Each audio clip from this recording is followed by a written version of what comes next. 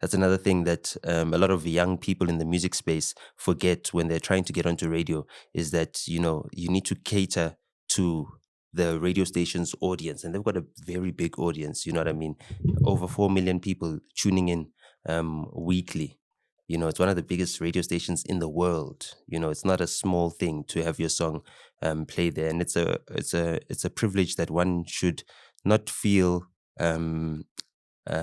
unworthy of earning, So we earned that, and through Adil plugging us, and as well introducing us to the music committee team. Our education system itself, is able to produce the likes of myself, the likes of your Elon Musk, even though, I don't know what happened when he went that side.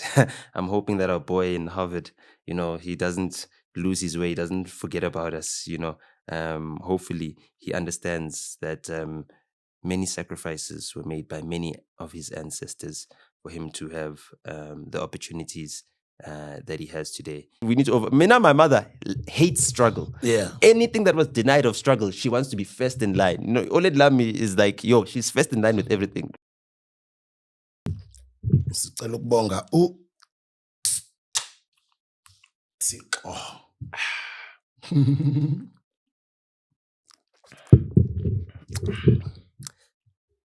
The book is out. The drinks are out. The authorities here. We're back. Hey, we're back. We almost thought we lost you. Yeah. No, I'm good. Are you well? I know, I'm all good. You've been podcasting all week? Yo, I've been recording with the kids. I've been shooting a whole lot of content. I haven't started shooting yet. I haven't, but I can see you've been very, very busy. Yeah, I guess it's a backlog. There's a couple of people that wanted to shoot with me over the past couple of months, and it's the beginning of the new year, so I just got, and then last week I had to stand in for Utahi on Podcast and Chill. Oh, on Podcast and Chill. Yeah, so that was nice. It was nice because I took our brother Bongani and our editor as well, Venus, to go check it out. And I think they were inspired. It's the operation that they've got going on there is something that is actually amazing to witness, to see. And I think more so than that, just to get perspective, over the past couple of weeks, we've been with Speed. The other day, Umekji was Speed weight. Okay, maybe not Speed, but short weight. It is really like that, you know what I mean? Yeah. So, just to see how that operation is running, and the first week back from their vacations, their holidays, they took December off, I think. They shot content in advance, so it didn't seem like it was a day off, but that was their first day all back at work as a team.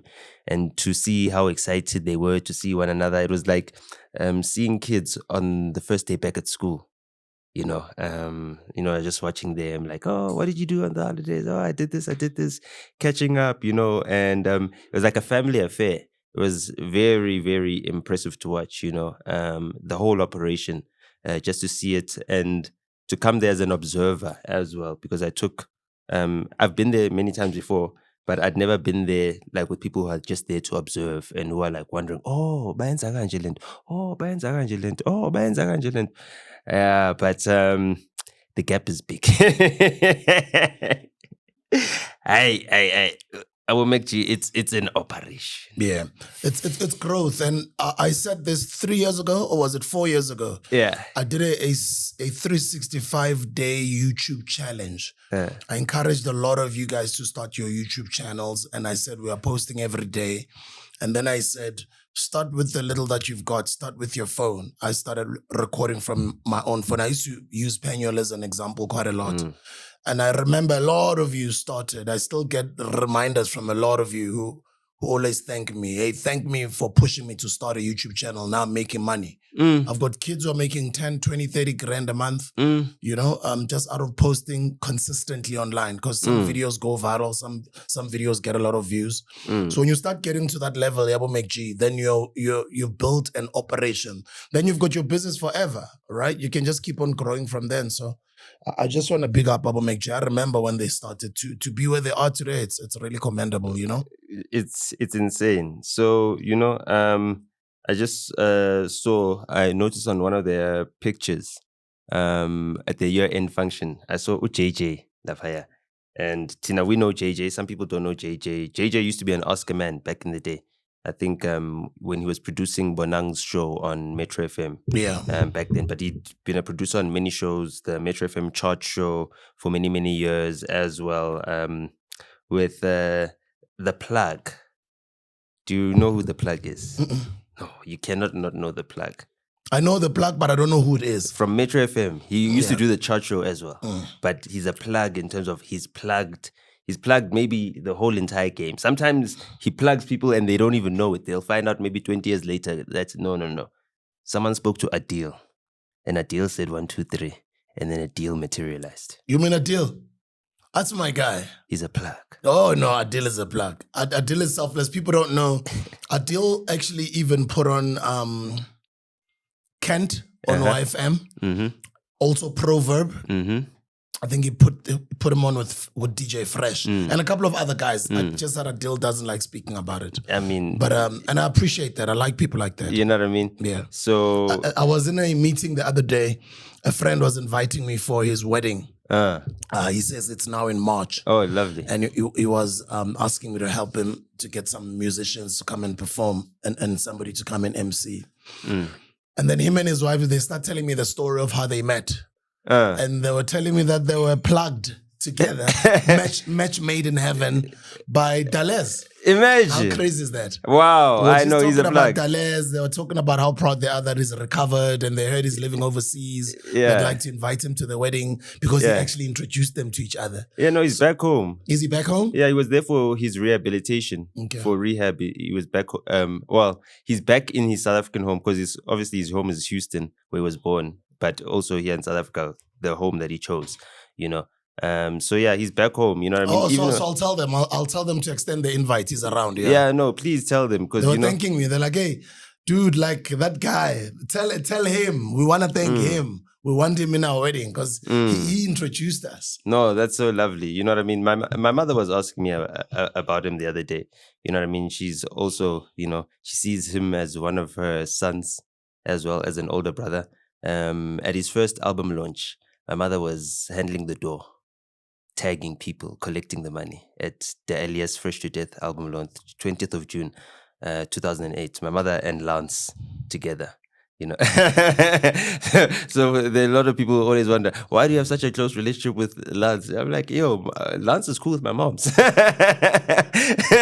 You know what I mean? Lance is cool with my moms. She knows that, okay, even though when I was a young child, a teenager, doing things that, mainly only adults are allowed to do, there were people like Abo Sbu, Abo Lance, you know what I mean, who were always watching me, even though I was underage for a lot of the spaces I was in. I wasn't getting into trouble or doing anything that was inappropriate for, my young age. So that's another one. And Adil has also been a Grootman. That era about tippy toes. Yeah. Exactly. Remember tippy toes? Yes. Yeah. My mother loves that song. My mother loves tippy. My mother loved any song that she could dance to with her sons. You know what I mean? Yeah. So if her sons like a certain song and now she can dance along with them and stand in front of the MTV and, do the routine. My mother loves all those things that I think maybe she was just pretending for you can never know with mothers, you know what I mean? They love everything their kids love. She was asking about him as well. But the reason why I mentioned Adil used to look out for us. People within my orbit, my team and everything else for many, many years, you know what I mean? Silently. So, getting into Metro FM was difficult at a certain point in time. But, Adil when we had problems or we needed advice, he'd always advise us and guide us to make, our work more appropriate for the type of audience that Metro FM caters to, because that's another thing that a lot of young people in the music space forget when they're trying to get onto radio, is that, you need to cater to the radio station's audience, and they've got a very big audience, you know what I mean? Over 4 million people tuning in weekly. It's one of the biggest radio stations in the world. It's not a small thing to have your song play there, and it's a privilege that one should not feel unworthy of earning. So we earned that, and through Adil plugging us and as well introducing us to the music committee team properly, like a proper formal introduction to Abonati and even the scheduling team, Tando, as well. At the time, those who was doing scheduling at Metro FM. And just shout out to him, and shout out to all the OGs, shout out to also the people at radio. And while you're shouting out Adil, let me mention to Adil as well. He'll probably see this because it's a podcast. Somebody's probably just gonna clip it up and send it to him. He Naves and Spectacular speak so highly of Adil as well. And a lot of people who understand and who love radio, they speak so highly of Adil's production expertise when it comes to radio, and it's the art of putting together clean radio. Bad Boy T, Thomas Msengan, Kabzela, and Adil. Those three guys, when it comes to being finicky and being perfectionists, when it comes to their sound on radio, Adil was one of them. Adil would come on a Friday, hang out at Metro FM from lunchtime until Ntambama ngaboma 5, 6, 7. Sometimes unokuhamba late ebusuku. Preparing for that one shot show the following day on a Saturday at Metro. He would prepare for it for like 6, 7, 8 hours on a Friday. That's why when you listen to it, it sounded like an international show. The jingles, the clips, the themes, and those movie soundtrack clips that you would hear, he would mix them nicely. He would literally prepare for a 3-hour show. Even things like putting comedy sets. Yeah. You know what I mean? That was part of his production that thing. Much of a perfectionist. So I just wanted to give him his flowers as you're giving him his flowers. And I say, this December, as I was doing an interview with Naves and Spectacular at Kakasi FM, they spoke so highly of Adil. So shout out to Adil. We'll miss you, bro. And I love you, bro. Yeah, but wherever he is, he's plugging people. He called me yesterday. Really? I missed this call. It's so funny. Why did I think of him? I don't know why you thought of him. Let's call him. Like honestly, like randomly, like I don't know what came over me. I just like, you know what? Connie Grootman, that just needs to be mentioned. You know what I mean? Like I just thought of him. I was like, you know what? No, man. And it's always been one of those people that are under the radar. Yeah, exactly. You know what I mean? So those people sometimes they go, they get forgotten. Let's see when we're mentioning. If he's gonna hold it. Please. Please.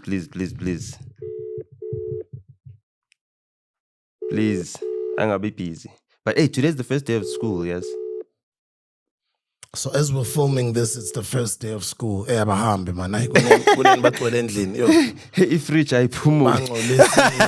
ayiphumuli ifridge. Bread bean empty. Ah, damn it, that deal is not answering. Let me try him for the last time. Yes. I have a ham. At least. Uzokuthenga ama-yogurt. Hey, mfethu. Adil is not answering. I'll probably just leave him a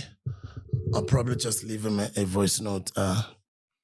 Hey, Mr. AD, can I NOTA you? We're talking about you on the podcast. We're recording an episode. We thought you would answer on film while we are recording. He was giving you your flowers. Shout out. Sharp. So yeah, that's one of the guys, that's like an unsung guy. And so I just thought of that because I was going to also give a shout out to Ututu. You know what I mean? From Podcast and Chill, because we were there as well. Producer. You know what I mean? And she's also come from a radio background as well. She's worked within the YFM structures as well, which is something that, Adil has also been a part of at a time in his career. And I guess he pioneered the space for them. You know what I mean? He created the modules that they inherited as part of programs like your Y Academies, etc., etc. And just, the remarkable work that she's been able to do for Mac and Podcast and Chill. That's also amazing work. And then another person who is now an on-air person, but, started out as a producer for many, many years. And that's the landlord. Mashavela. Hi, Mashavela. The landlord, yeah. I'm at his car collection. I love it. Yes, I'm a classic. I'm a 2K won't understand. They won't understand the way, you just go into his cars and you just stare and you just look at it. You know what I mean? Certain cars are not to be driven all the time. I know Bluetooth. Certain cars are to be preserved and be looked at and be driven out once on a Sunday. Yes, I know touch screen. It's a machine. It's muscle. I could hear the passion that DJ Khaled spoke when he was inside that 325. Oh, it's an M3. Yeah. And a lot of South Africans were like, that's a box match in South Africa. We call it a kusheshe. Yeah. But let's say, guys, that shape, we call it a potsotso in South Africa. A kusheshe is only the 325 IS.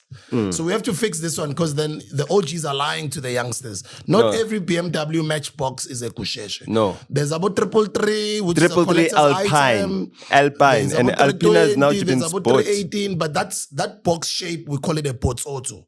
Only if it's a 325 IS, it's a kusheshe. So now everybody then turns to call any box shape a kusheshe. No, it's not. No, it's not. It's only the 325 IS. And the best one is driven by Ama Oled. And Khaled was telling me, I'm lying, guys. I've never spoken to DJ Khaled in my life. But he was telling us. Yes, but when you listen to the content, sometimes it feels like he's telling you. You know what I mean? Actually, it's so funny because I was speaking of JJ earlier, and I saw him also in the picture with the rest of the Podcast and Chill crew. So I think he's also part of the production team. And the reason why I was mentioning him is because I was calling him. Ganti was about to have a meeting with Mac, but Mac is talking in the background. So I'm like, hey, Fana, why are you listening to the show? Like, why are you listening to the show? He's like, what do you mean? I'm like, no, why are you listening to the show, Podcast and Chill? Like, no, I'm not listening to the show. I'm like, how? Then I hear Mac's voice. He's like, no, I'm with Mac right now. Oh, no, you mentioned that Khaled says he got that car from Jay-Z. Ooh. He says he gifted him an M3 box shaped like a kusheshe. I gave him a gift. That's what's Alpo's car? Alpo, the drug dealer from back in the day, from Harlem. Those are the Alpo and Richie Porter. Actually, no, it was Mitch's car in the movie, Paid in Full. Big Mitch. Okay. Richie Porter was changed his name to Mitch. I think Dame Dash changed some of the characters' names so that he wouldn't have to get the full rights to the story to make Paid in Full. Yeah. But Mitch's character was the one using the black with the BBS spoke rims. Yeah. You know those ones? BBS rims, Yeah, with the ones with the spokes, like the bicycles. Either it gets the BBS or the Alpinas. Yeah, but it was... That one's got, I think, Alpinas, yeah. Yeah, but so now Alpina's now been bought by Thingamajig, BMW. Okay. So it's now a standalone. People have always thought it's part of BMW. Well, they bought shares in it in the past, but now they've bought it outright. So it stands next to BMW, Alpina, and Rolls-Royce. Yeah. The ones that make the engines for the Boeings and Airbuses and everything else, not just the cars, right? Yeah. So just looking at that whole entire operation and all these productions that, I've just mentioned, whether it be the radio productions, these podcast productions, now that we've gone into the YouTube space, I think that we need to look at the standard that has been set. There's a very high standard that's been set, especially by MacG and also David Mashabela in terms of their tie-up. So if you look at where they're based, right, they've got 2 separate buildings, right? One with 4 different studios. So they'll shoot Podcast and Chill in one studio. They'll shoot PNC in one studio. David Mashabela will shoot one show in another studio. Then they've got a big studio hall, which has got different sets. So walking in there, it's reminiscent of you know Urban Henley Brew. TV. No, SABC even. But Urban Brew is another example, but that's like a private company. You know what I mean? Urban Brew is one of Johan Rupert's companies back in the day, but they sold it, I think, at some point in time to Kwese TV. Urban Brew, wasn't it owned by Danny and his brother? Well, it's still and under Marvin Rupert's. Cohen's uncle as well. Yeah, but it's still under Rupert's. And Tate, I think is past me. So rest in peace, Zolaki Sisulu as well. Yes. Mr. Moiko's father, I think.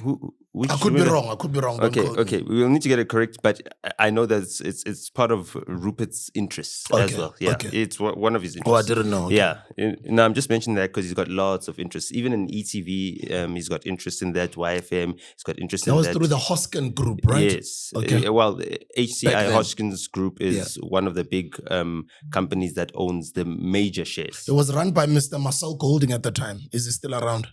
I'm not sure. Okay. I'm not sure. But there's another person. Big shot, Grotman. There's another person from one of the unions, one of the big unions. That was Marcel Golding. Oh, yes. Yeah. He's an ANC stalwart as well. Marcel Golding. Okay, then that's a correct person. So you just look at how those media companies and those behemoths, I mean, I was comparing it to the state-owned, SABC, which is a public broadcaster, which has got, state funds funding it. And seeing how they're able to take from their experience working within, whether it be corporate media, state-funded public broadcasting, et cetera, and then create a media company that, runs like clockwork. They run it like a TV channel. It's like they own and run a TV channel. So, shout out to them and their whole entire team. I mean, Dudu as well, who basically manages all the talent that is within their company at Podcast and Chill, right? She also curates the shows, the content, does a whole lot of jobs for, I guess, 5 separate shows. You know what I mean? To be a showrunner, producer, and a mom of all the talent at the same time, is a lot of work to do. And a lot of people are coming back into the space or starting up in the space.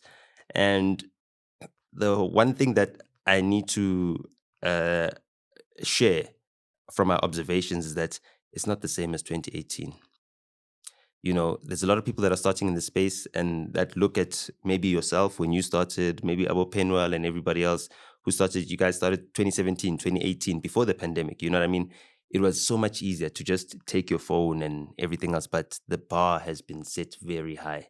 The standards are very high, and now we're competing globally, internationally, and we need to ensure that our productions, when we are looked at from the African continent, just from our perspective as an African continent, as well as a competitor within the African continent as South Africans, we need to match up to the standards that have been set by some of the pioneers inside the space. You know what I mean? I think that's one way to show respect for the work that they've done to get everybody up to this level. The rising tide has lifted all the boats, but even the small dinghy boats, there's work still to be done. So I'm reflecting on this because I was having a conversation with a young YouTuber, Twitch streamer in South Africa, Sonwabile. You know what I mean? So he's like, yeah. I'm on my MacG tip. I'm starting my own. I'm producing my own podcast. I'm working my own talent under my wing and stuff like that. So I'm like, unfortunately, MacG has set the bar really high. You know what I mean? And anything that you do will be judged according to the benchmark that he's set. So you need to make sure that you've got your ducks in order and in a row. So this was part of a conversation because he was trying to convince me to come and do an episode on his show. And I was like, but it's only your guys' second episode. So he's like, yeah, it's my second episode. But, my first episode had 50,000 views in 2 days. I was like, the numbers are talking. Yes, the numbers are talking. The popularity is there. But is the content quality? You know what I mean? Are we raising the standard? And he's a young lad. I think he's turning 23. Now, so, for the young lads, he's leading the way. Abo Mecca in their late 30s, 38. So I'm sure 15 years already. You know what I mean? So he's leading the way for a new generation, and they are more pro streaming than anything else. Streaming is their first format instead of recording podcasts. So we are seeing a paradigm shift as well. But as we observe this paradigm shift, right, we need to then look at what I started with, radio, and say, okay, with all these paradigm shifts that have happened, right, out of all the broadcasting mediums, radio has been the most firm in terms of standing the test of time. Its audiences, right, have maybe dwindled a bit from a station to station basis, but that's mainly because of stations breaking down into smaller stations, regionalizing, etc., privately owned broadcasters also coming into the space. In South Africa, that's a very new thing. Back in the day, we didn't have so many privately owned stations. In fact, some of even our privately owned stations were state owned at a certain point in time. They were just state owned and regionals. I think AGOA FM is one of those. I think it was part of state broadcasting before it became its own standalone broader commercial station. We've got commercial radio station. Community radio stations as well that still exist. A lot of them rely on donor funding and everything else. And as we see this platform shift happening, how does podcasting still maintain its resonance within the space and still maintain the credibility that it's been able to build up right now, facing competition from streamers? YouTube has been very good to us, especially from a podcasting community in South Africa. Whereas Apple Podcasts, Spotify Audio, all these other audio platforms, yes, people have them and use them, but the impact hasn't been the same as on YouTube. And that's why you see many audio-only podcasts don't fare as well, in terms of resonating with people as the ones that are also on video. People on their television sets usually just put on YouTube. You know what I mean? It caters for everyone. When the kids want to watch the kiddies shows, you just scroll and then the algorithm does the rest. When my old lady wants to listen to, music to clean the house to, she just puts them on, the algorithm does the rest. You don't need to keep going to your TV to prompt the YouTube, to play what you wanted to play. So that's one thing. Now with streaming is a completely different thing. It's about now watching something, sitting there, watching. And as I consume this content, I also have to take into consideration that I need to now look at it as if I'm a toddler. You know what I mean? Discovering something new with wonder, without any preconceived notions or ideas as to how it's supposed to be consumed, and learning how to consume this streaming content so that I can understand what the young audience who seem to be, so enthralled with this whole entire streaming thing, what they are experiencing, so I can relate to it as well. These are thoughts that came to me because, I show speed still. I don't know if you've been watching lately, the latest trip of his. He's in East Africa right now. Of course, I've been watching. NOTA, I think maybe from the bigger picture, the last episode last week, we spoke a little bit about the nitty-gritties of the I show speed stuff, but I think people don't know that behind the scenes we were communicating with the rest of the other guys who are handling all the other countries. Guys in Ethiopia, guys in Namibia, guys in Mozambique, guys in Botswana, Swaziland, and do you know if they're gonna make up for that Namibia one? Yeah, I know. Okay. Yeah, because they had reached out to me at first in the beginning. They're like, Sbu, you guys, we'll have a conversation about it later. Damn it! I just lost my train of thought. No, but you were talking about the speaking to the guys. Behind the scenes, it's like, guys, we're coming to your continent. We're bringing our youngster who's got numbers when it comes to streaming. He's one of the biggest streamers in the world. He's coming to the continent. And a lot of us are African Americans, and a lot of us have been to the continent. We're OGs, we're older, and obviously his dad as well. As much as we're going to give the kid an incredible experience in the continent, and he's on the continent, and I'm saying the continent. Maybe but they can't hear you sometimes. You gotta say it properly. we don't only just want to give him a great time with his audience, but from a bigger picture, us as OGs behind him, behind the scenes, and old sisters, we want to make sure we coordinated with the right people who understand what we're all trying to achieve with the youngster coming to the continent. Who's strong with these countries? Who's got good connects with these countries? And when it does touch down and there's only 24 hours between the previous stream and the next stream, how does it make, which countries or which route can he take such that it makes it easier for him after the previous stream? The next stream, he's in a different country. Which route can he take? And all the key players that they had to put together and the people they had to speak to from the bigger picture. It's things that obviously we did not speak about on camera, but I just wanted to say how we all, that's why even when I posted after that thing, I said all of us, because it's a bigger team. People don't understand. No, they're thinking it's what they're just seeing on camera and just running around and asiyazi into esenza usigijimisa into encane abaunderstand. No, ngibone ngathi kunabantu abayi-20 kuleya Zoom call yenu. Exactly. Yeah. But the bigger picture is how do we sell our continent in a positive light? Not only Mzansi.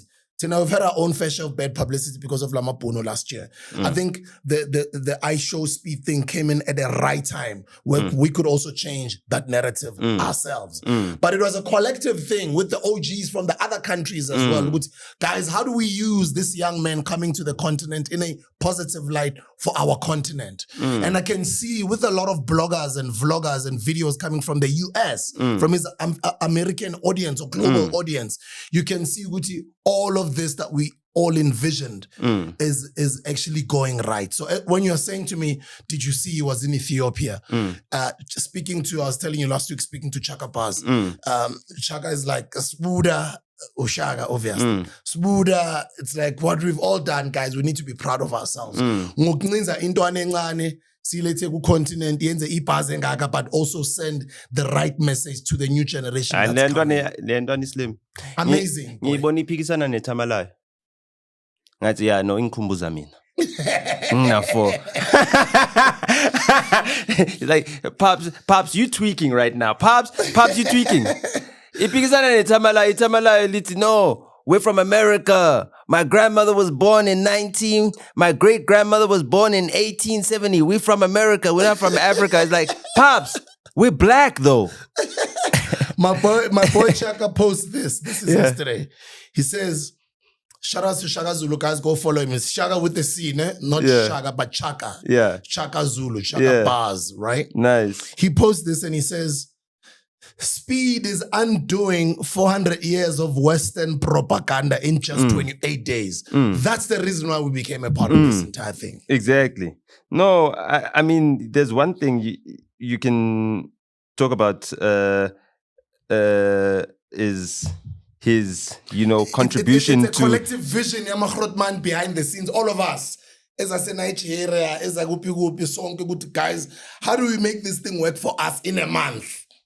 No, that's one thing. But I think that, man, Usbid is not just in Doana. Like, Islam there. Islam, like, he knows what he's doing. He knows what the mission is. And he's doing it from his heart. And like, conscious in Doana. And, another thing is that some people don't understand Americans, So, like, as South Africans, sometimes our demand of Ubuntu, is misguided because these people are separated from their origins, guys. We need to understand that, like, they're not black like us in the true sense of having direct contact with their roots. Do you understand what I'm saying? They're black like us in terms of finding their roots under extreme opposition from foreign entities on foreign soil. And as a minority that is dominated and subjugated, you know what I mean? They don't naturally, identify with our customs. You know what I mean? Our customs have been stripped from them. So a lot of things that people think are rude. Like, I know that I work with a lot of Americans. I've got a lot of American friends. It's not rude when we're on the job and we're working that, everything's snappy. No one cares about their personal feelings. You know what I mean? In Ethiopia now, I watched The Bodyguard. I don't know if you know Speed's actual, like, the manager, the young lady, the young white lady. Yeah. Yeah, bodyguard yake yampusha so. Yampusha, like a lady being pushed. And I know that, a lot of people in South Africa would have taken that clip and said, hey, here's the bodyguard, he's abusing. No, it's not abusing women. She's at the job. She understands that, if this guy is pushing me out of the way, it's because he doesn't have the time to talk. Him needing to keep the whole entire stream going, is much more important than anything else. The attention that he's paying to his stream as well. He's paying attention to his stream, also trying to be attentive. And, he doesn't wear earplugs like I do. I wear one earplug so I can hear my surroundings as well. You know what I mean? And also the way my earplugs are shaped, right? You see that they don't cover this part of my ear. And this part of the ear, right, is designed like this for Ninen Bobozai. Right? I don't know why in Boboza, because God didn't create you with holes here. But this part of the ear is created so that you can hear the direction of the sound as it comes into your ear. So the sound bounces off all these parts, right? And then it comes into your inner ear. And in your inner ear, it then tells you, oh, that bird that I hear tweeting is over there. Oh, that ambulance that I hear making a sound is behind me. I need to move out of the way if I'm a car. Or the train is coming right now. You know what I mean? If I don't step back from the ledge, it's going to hit me. I can hear it approaching.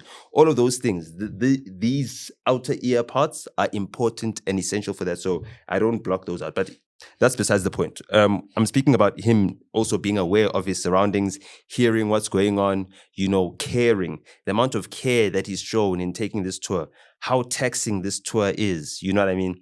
And reflecting on that is like, it's hard work to be performing for all these hours, to be engaging, to be eating, and to be naturally aspirated. The old M5. The old M5, not this new one that's got turbo. Yes, naturally aspirated. No turbo, no reheating the air in the engine and boosting. No.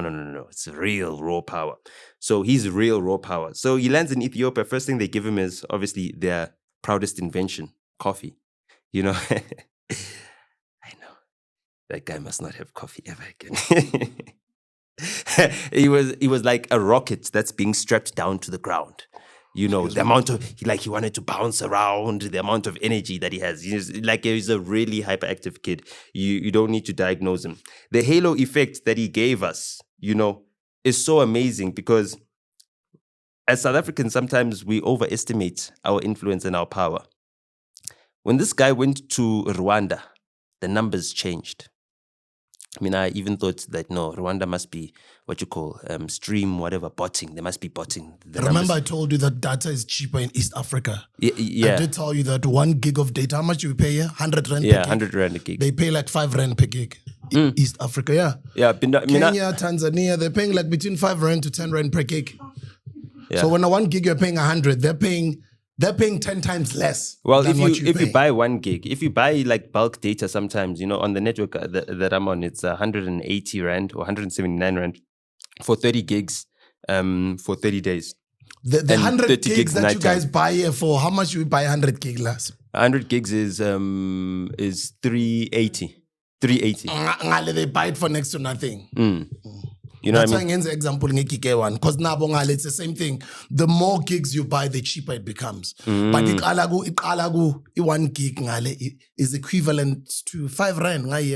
Yeah. So some telcos basically they're milking us. No, they're milking us and they're stopping access because I just added up the numbers. By the time he got to Ethiopia, this guy added 1.7 million subscribers. This is in less than a month, bro. An extra million subscribers. In 16, 15 days. In 2 weeks, bro. MacG has 1.7 million subscribers. This guy did MacG's subscription. In 2 weeks. Sure. This guy does not need to be here in Africa. He does not need to be. You know what I mean? He could be anywhere. He could be in Patagonia right now, chasing the wildfires in Argentina. You know what I mean? He's here in Africa at home. I watched him argue with his dad again and, update him on how African they are. And watching his stream, I could see his desire to want to connect with the continent. You know what I mean?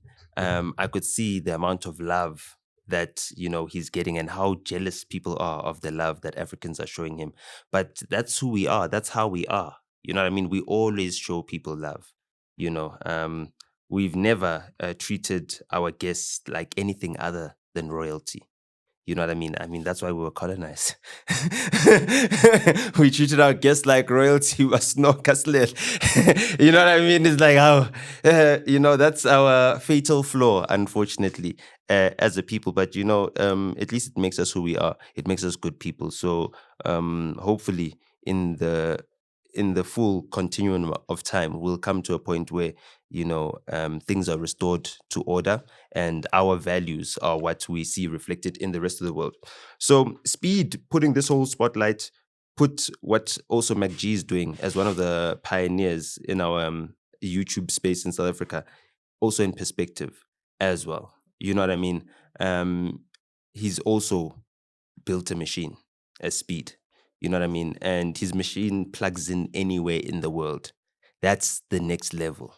You know what I mean? That's what we want to see from our pioneers, is that now they can plug in anywhere in the world and they can bring audiences to our content creators, because our content creators have been benefiting from the Speed halo effect ever since. You know what I mean? Whether the people are laughing at you, whether they're celebrating you and everything else, all that attention is really benefiting people, and it's like a perpetual wheel. Speed had 300,000 new subscribers in that Ethiopia stream during the stream. 300,000. That's Hustler's Corner numbers. Sure. One day. In one day.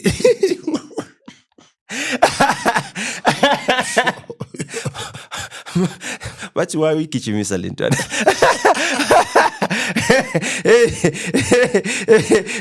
Bebangihleka bonese morning side clinic but yabona ukugijimisana nabafana abancane.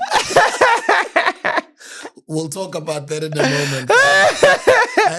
I sprained my knee. Nangena lapha in the morning side clinic ngathi niyambona ukugijimisana nabafana abancane.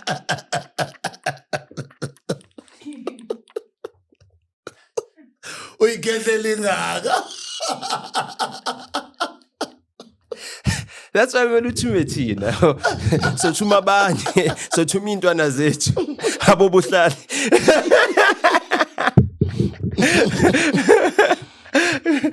People are asking me about my little brother. I say, "Yeah, where's your little brother?" I said, "Which little brother now?"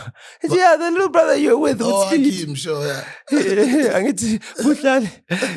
There's the other name, Hakim Buhlali. Buhlali is his other name. Yes. So if he's clever as well, he needs to start a stream as soon as now. No, he's a streamer already. Oh, he's a streamer already. He's a streamer, nice, He's a streamer. He's already been on the streaming. He's a game streamer, you know what I mean? Yeah. So no, I got to ask the youngin what he's been up to as well and get updated. Seeing him get inspired. Yo, people are inspired, man. My niece, the one who wanted to be a YouTuber, you know what I mean? She sent me a message on Instagram. Like, Malume, it's Nwabisa. It's like, oh, okay, I can see your handle. And I know it's you. You know what I mean? I was like, I won't phone it. Anyway, so she texted me as well, just talking about, she's also been wanting to take this whole content creation thing seriously. I mean, when they spoke about it like maybe 4 or 5 years ago, and my aunt was telling me that, I'm a content creator. And I was like dismissive of it. I wasn't doing so in a malicious way, and it reminded me of sometimes our parents were also dismissive of some of our ambitions and our dreams, and maybe not in the most malicious way, but they wanted to protect us or shield us from going down the wrong direction, or maybe not having enough information on what we're getting ourselves into. Maybe sometimes your parents' skepticism will make you research the field that you want to get into so deeply that you now have the information that can convince or persuade them. You know what I mean? And maybe that's why you need to face resistance, so that you actually find out that information. Sometimes you just get lucky all of a sudden and you don't even find out the information, and then down the line you find yourself, not doing as well as you thought you would, or maybe doing something that you never thought you'd be doing in the first place. So those are the things that are coming together to me, just, being inspired by the work and observing the rest of the scene that we operate under, and saying, as South African people, we need to also now understand the opportunity that we're losing. 5 Rand a gig data. How many people the paywall for them to access our content that we're creating is the price of data in this country. The price of data is costing so many small business people, content creators, so much money. So much money. You know what I mean? There's content creators that owe hundreds of thousands of rands in tax that are fixing their issues right now. It's a blessing that they've got so much that they owe the tax man. You know what I mean? It means that they've been making, some money, but they could be making more. They could be contributing even more.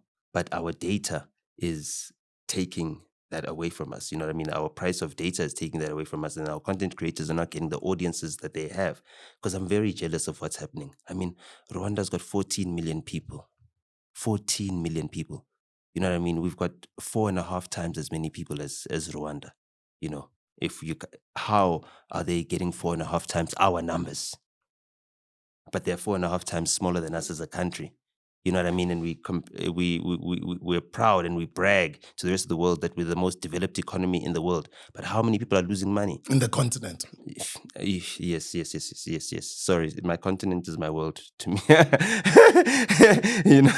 I'm now fully African, so it's like, yeah, the rest of the world, I'm like an American. What? Yeah, AFCON. It's the World Cup. World champions of AFCON. So how much are we losing? And then, how much are we gaining? There's 3 or 4 major cell phone companies. How much are they paying in tax for them to charge us so much in data fees that they're avoiding us making money in ways in which we can also contribute tax? Now, when you look at tax contribution, the corporate contribution of tax is the smallest part of the big components, right? Other than VAT. Right, VAT, which is everybody pays. But out of the corporate tax is not as much as personal income tax. Personal income tax is where the bulk of our tax revenue is coming from. That's the personal income tax should be coming from those content creators. Their monies should be quadrupled. You know what I mean? They should be getting Rwanda type monies. So then quarter, or make a gig 25 rand. Yeah. Please. Tanzania has got the same number one mobile network that we have in South Africa. I'm not going to say the name. You know what I mean? I don't want them to come for us, but they've got the same number one mobile network. You know what I mean? Our number one mobile network in South Africa just bought the rest of the shares of Safaricom in Kenya. So Kenya's got the same thing. The Kenyan numbers are insane. They're sad, actually. It's sad because I was excited. I was so happy. I was like, Speed is showing us so much light. And then now when I'm starting to calculate the numbers, then I start calculating the numbers of actually how much South Africans are losing. And then to think that a lot of this infrastructure for the connectivity of the African continent comes from South Africa. This infrastructure was made because of the demand for this infrastructure in South Africa. So us as the people demanding this infrastructure, we made that possible. And because our income is higher per capita than other countries, they're exploiting that and milking us more than any other country. You know what I mean? And I started looking for other examples where this happens. Then I realized that, hey, did you know that in South Africa, DSTV is more expensive than anywhere else in Africa? Oh, I didn't know that. The subscriptions. I didn't know that. Do you know that in Kenya, they're protesting for the DSTV subscription to be reduced by 70% to 30% of what its current price is? People are protesting. We've never thought of something like that. This is a South African thing.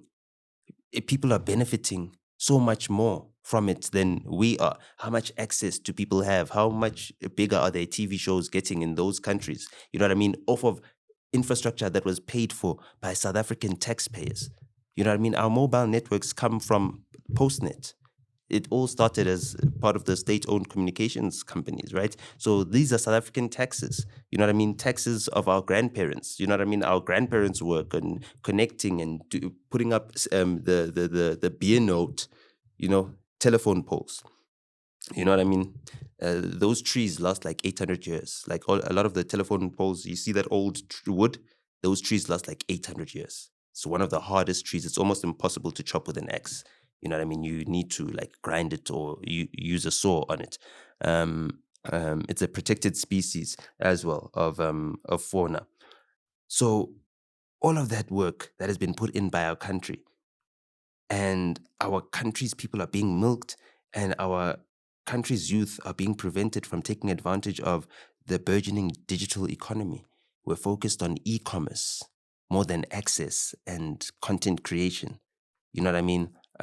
Because that's basically what it is. It's like all the big companies want to make sure that you've got just enough data to buy or order something online. You know what I mean? Or navigate to the nearest depot where they're distributing what it is, but you can't just deliver your content. I mean, let's say you create a 1 hour video that you want to put on YouTube. How much does it cost to upload that video? Cost, rather, the cost of just creating it. We upload a much. We figure onto the thing. You know what I mean? The upload speed as well. You need to get a proper connection. So you can't just do it on any normal raggedy connection. So you need to be within a 5G area or a 4G area. If you're outside of a 4G area, you can't just upload random content. You can't upload videos every day. You can't stream. You can't do what Speed is doing. You don't have the infrastructure to do so. You know what I mean? Without a stable 4G network at least, and hopefully a 5G network. You know what I mean? That at least allows you to do it in high quality in 4K if you want to. You know what I mean? Just uploading in 1080 is tough enough. So we're losing so much business, and we're losing the next boom. We're losing the streaming boom. We're reliant on podcasting. Podcasting is something that they've moved on from in the States. You know what I mean? Streaming is much bigger. You know, you don't hear of new podcasters, new podcasts, or podcast deals. What you're hearing is new streamers, new streaming platforms, and new streaming deals, new streaming sponsorships. Are they advertising too much gambling content, etc., etc., etc., etc., etc.? You know, all of those things. So to sum up every single thing that I've said, right? We're also missing out on the property element of it. So it takes me to, I breeze through this book, right? It's easy to breeze through. I still haven't read it in detail, right? But for me, this is like hustle like a pantsola, you know, the manual. And I don't think that this book is just for people that want to get into the property space. Like if you want to own studios, or you're owning studios, or you want to rent out properties or whatever, you want to convert your grandmother's house into back rooms and all of that stuff. This is a manual, you know what I mean? And it's a manual that is written in textbook format. You know what I mean? Where you are now supposed to make sense of your own understanding of it so that you can internalize it and then utilize it in your specific context. You know what I mean? It's not prescriptive in the way that it gives you exactly what you need to be doing, which might not suit your current circumstances or your financial situation right now. So, you know, I'd like to give you a hand, an applause for putting together this book as well. Thank you. You know, and I think that the people that read it, especially within the content creation space, because, you know, sometimes you're speaking to an audience, right? And you don't understand that a lot of your fans are fans of you because they want to do what you're doing and they want to get into the content creation space. And I like how you sum up how you've also come from the media space and all these different backgrounds, how you market it, and you put it within this book. And if someone reads this book and they're a content creator and they want to create a behemoth, how to create a behemoth like what Mashabela and MacG have put together, it's all in this book. What they're doing is this book. It's a manual. You know what I mean? And you've done it before. You did it with internet radio when that was the buzz, right? With Massive Metro, you've built that up. Today, people are on the timeline discussing Junior Kanye's latest takes. You know? You understand what I'm saying? They don't understand that that comes from DJ Sbu. That comes from Massive Metro. Those opportunities, you know, came together because of the establishment that you were building there 12 years ago, 13 years ago. You know, a lot of work has gone in to producing the things that we're doing now. And I think that right now I see you in your inspiration era, in your evangelism era. You know what I mean? Taking all the punches, taking whatever ridicule that people take, so you're embracing it. Maria, my cool, why? That's what I cool. Impatient. Ish. You're impatient. Yeah. How's the hair coming? Let me see. Those good. Yeah. It's coming. Yeah, it's coming. Yeah, ish. Those good. Those No. I'm blocking out all the noise. I'm blocking. What have you learned so far? With the just letting your hair grow in your beard. Sure. Yeah, man. Sure. I don't know. Well, I've learned to appreciate my hair, like what it is. You know what I mean? Like its texture. I've had to take care of it a lot more. Castor oil and stuff like that. Things that I never used to focus on. But I think one thing it has taught me, which maybe is something that I already had programmed into me because I was taught that by other people, vanity. You know what I mean? Just don't be vain, as well. I don't spend too much time bothering about my looks. You know what I mean? I'm more of a substance over form, type of person now, like truly so, not just trying to be. You know what I mean? I feel like it's something that I now embody, like I'm substance over form. It's not like something that I'm trying to teach myself or coach myself into by saying, hey, this is my mantra every single day. And by the way, this book is filled with mantras. You know what I mean? Like if you need mantras to help you and motivate you and program you, this book has got a lot of them and they're very useful as well. But yeah, the substance over form is no longer something I need to think about. I just, embrace it. Beginning of the year, time for brand new hustles, and it is time for you to hustle, especially those traders. You're probably looking for the right platform to trade with, and a lot of people do know that we're in that digital era. People are learning to trade. People are making money online. Are you going to join them? Are you going to get into a reputable platform? While digital financial instruments remain the most unpredictable and risky assets for a lot of people all over the world, Pocket Broker is among the first platforms to offer BTF ETF trading. For those that trade, understand what I'm talking about. BTF and ETF trading, and with up to 92% profitability, more crypto assets will soon be available on the platform, providing the best trading conditions. There's also 130 plus assets available. You can profit from currency pairs, indices, stocks, and cryptocurrencies. Assets are available 24/7, allowing you to trade at any time. You can also deposit with crypto or withdraw, and Pocket Broker offers convenience and commission-free withdrawals. The platform also has got a referral program, Pocket Friends. That's what it's called. If you invite a friend and then they top their account and start trading, both of you and your friend will receive bonuses. For example, if your friend deposits $50, then they receive an additional $50 as a bonus. And when you get a bonus of up to $10 credited to your balance. All you need to do is create a referral link. The process of creating the link on the platform should be shown. You will see it over there, and share it with your friends and receive some rewards. All the best. Time for new hustles. Let's make this money and trade with Pocket Broker. I say to people like me who've had Ichiscope all their lives, they must try it out. Just try out just growing your hair for once. And I know to people it looks dirty, as they would call it. We're not saying you mustn't wash your hair. Yeah. Clean your hair, wash your hair, look after your hair. But yes, in people's eyes, because you did not cut it in a certain way, it might not look whichever way, they are programmed. But I say to people, for me, this has been a challenge. I've always wanted to grow my hair and go through. It's not something that I had planned before COVID. Before COVID, I was already going through my own things, and then COVID happened. And when everybody shaved their hair and their beards after COVID, I didn't. I just let it grow. But geez, I learned so much about myself, NOTA, through this hair. And I think a lot of people who've grown their hair and who've gone through being ridiculed because of how they look like, their beards and just their hair, or even when your hair starts going gray, etc. I challenge people once in their life, even if it's just for 5 years, just let your hair grow. Just let it be in its natural habitat.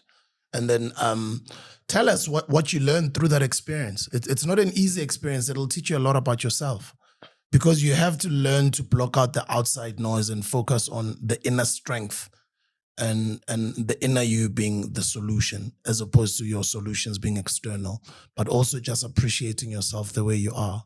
You go through a lot of stages of learning all sorts of different things, man. You know, that's why I'm asking you this question. Like, what have you learned? What are you learning through this journey, you know? Yeah, no, I'm constantly learning. So, like, even it just because you're a walking encyclopedia. So well, it's beautiful to see your growth, knowing you from when you're a teenager to what you are becoming. It's beautiful to watch the evolution. No, thank you for the guidance and the mentorship as well. You know, yeah, man. I think I've become more of a servant, you know, to my community, and also I've become more discerning in terms of building that community. You know what I mean? I've been rebuilding a new community. You know what I mean? I'm surrounding myself with a lot more young people because I want to do for them what was done for me when I was younger. You know what I mean? No one didn't take me seriously. They took me seriously from the time, you know, I was a young pup, a little teenager, you know, and I want to give my time to taking young people with ambition seriously, you know, even not just to be instructive, but to push them. You know what I mean? Sometimes some of their ambitions are half-baked ideas. They haven't had the time to process them, think through them, you know, consider implications and even externalities unforeseen, you know. And with that level of experience, I think I've been able to help them see around the corner, you know, a little bit more, or see what's coming, what opportunities are coming. But broader than that, man, I'm just encouraged to find ways in which I can play a role in nourishing the space that they're entering into and making sure that it's more wholesome, you know, and also profitable for them. You know, it's worth their while. I don't know if you were watching the matric results that just came out. Yeah, I was. Okay, so matric results came out. Checking out to Caesar is going to Harvard. Full scholarship to Harvard. Thank you, boy. 18 years of age. Yeah. Shout out to all of you guys. We're so proud of you, man. Thank you. Our pass rate has increased, eh? Yeah, I saw that. Yeah, Gauteng has done also a little bit better. I think the whole country. Johannesburg West is the best region. So I think that's the region I went to school in. District 8 or 9 or something like that. In Johannesburg West. But yeah, I'm not too sure. I think that's my district. You know what I mean? I think that's the district I went to school in. Hopefully it's Johannesburg West is my district. You know, if it's not, I hope it fits in Soweto and all those places, Roodepoort and stuff like that, because my cousins are in that area and they go to school there. But that was the top performing district. As long as Josie is top performing in something, Mara, hey, KZN, Bafit. I don't know what we have to do about KZN. Yo, back to back. Yeah. And Free State has slipped. You know, Free State, I think before KZN, Free State was performing the highest. From last year, yeah. Free State was highest last year. Yeah. Okay. But even in the past, they were highest. You know what I mean? Ace Makashule. When he was premier, I know that he used to brag that, yeah, I'm premier of the province with the best matric results. So, you know, our education system itself, you know, is able to produce the likes of myself, the likes of your Elon Musk, even though, you know, I don't know what happened when he went that side. I'm hoping that our boy in Harvard, you know, he doesn't lose his way, he doesn't forget about us, you know. Hopefully he understands that many sacrifices were made by many of his ancestors for him to have the opportunities that he has today. And not to say that he owes us, but we're dependent on his success so that we can open more doors for others, you know. And that's the responsibility that he has, to take advantage of this opportunity and nurture it, you know, so that other children can be given similar opportunities without any reservation. In fact, more children need to be given those types of opportunities. It shouldn't be just that you're number one top student out of 700,000, that you get this opportunity. Or is it 800,000? Like, I don't know, the numbers have increased of people that are sitting exams, 60% of the people that started the exams in this cohort completed this year. So, we've got a 40% non-completion rate, which does need to come down, but at least it's not going up, even though the cohort is much bigger than those in previous years. So nominally speaking, more are progressing, even though as a percentage-wise, things remain stable in terms of the completion rates. Are you checking the stats? Yeah, I'm going off memory. Google. No one's a crane. Google. Yeah. Bahlale bangitshela kuma comments bathe phela uNOTA kadlala uhlala lahle iGrootman ku Google nje. Very cool lapho, very cool. So yeah. Just so like because you guys are talking about the matric results and stuff, I would like to find out from you guys as a man of the country, because more than 900,000 students vote, 650,000 passed the immediately. So then what then? Because universities don't accommodate for that much students. So what advice would you give to the matriculants who just passed? So basically she's asking Uguti, with around 900,000 students that sat down for the exams and the 600 and something thousand that made it into university entrance, what about the rest? Yeah, because university only accommodates for 200,000, right? Yeah. What about the rest? Very, very good question. When I was young at university, yeah, it became a university after so Adil. Tech. I was telling a tech again. So at the time, there was a university, just like now, you have to pass a certain rate for you to make it to varsity. And if you don't make it to varsity, you can make it to the alternative other but in institutions of higher learning. So I mean, at the time, it happened to be a technicon. Others go to technical colleges. Others go look for work. Obviously, others go and hustle. I'm a technical college, so we be a TVET much. I'm a TVET, yeah. And then others, what happened to me was I barely made it to Vets Tech at the time before it became UJ. Bunting. And how I barely made it was my parents had to get a 3,000 rands loan from FNB, right? I remember that exactly. It was the 3,500 rands to register at Vets Tech at the time. That's over 20 years ago.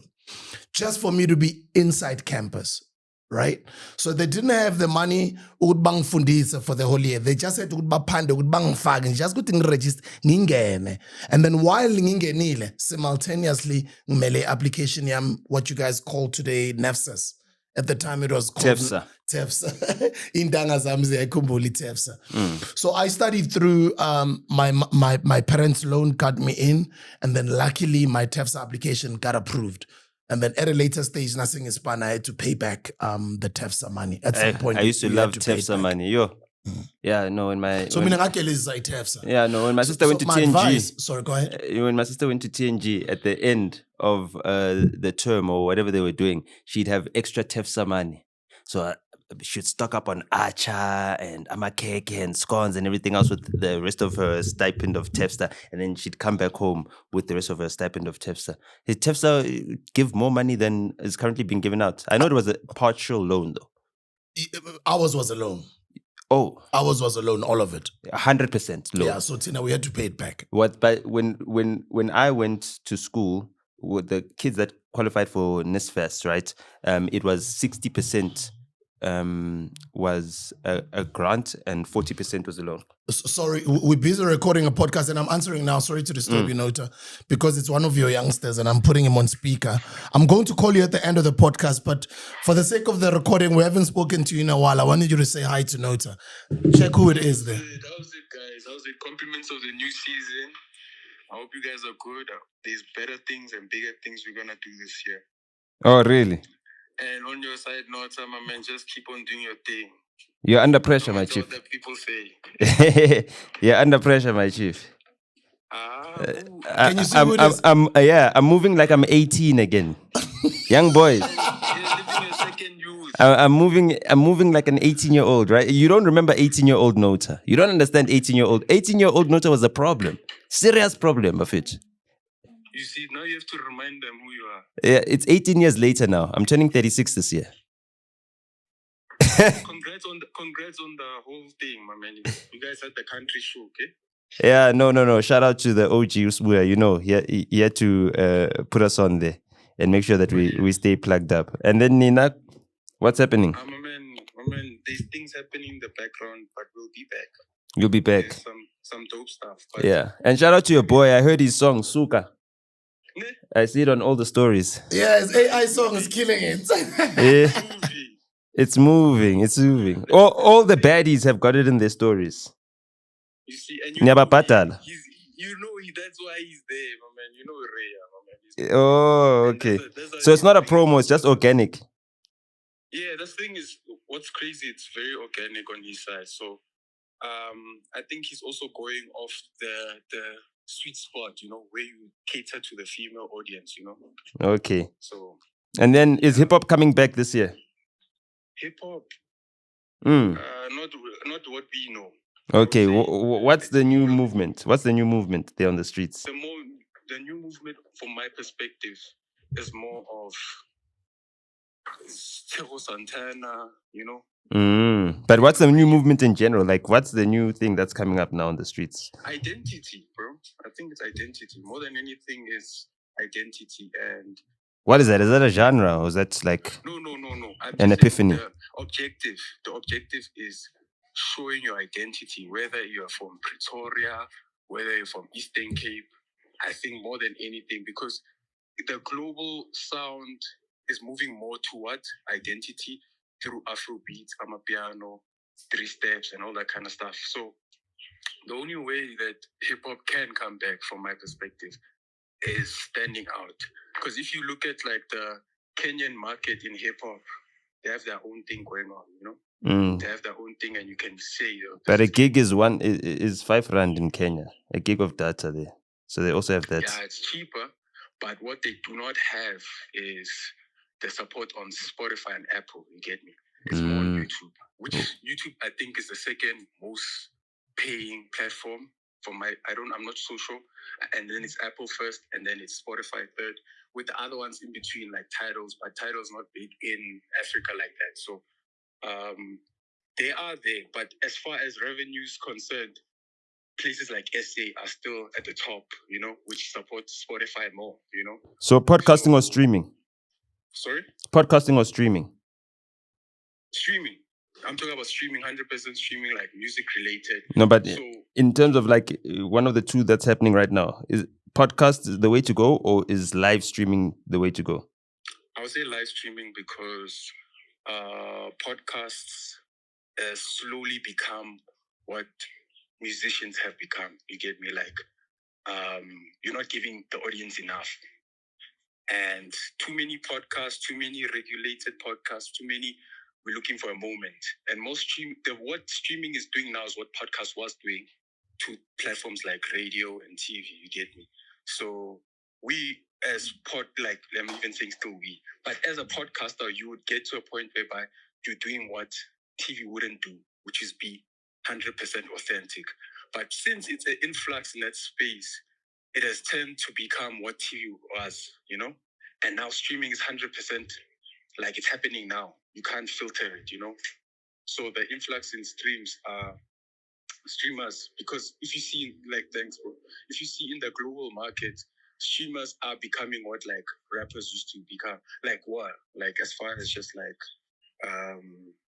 the attention, the cool people, they're like, you know, they're the new age thing, you know. So being a streamer is like being how do you stream? Young Thug. How do you stream? 2015.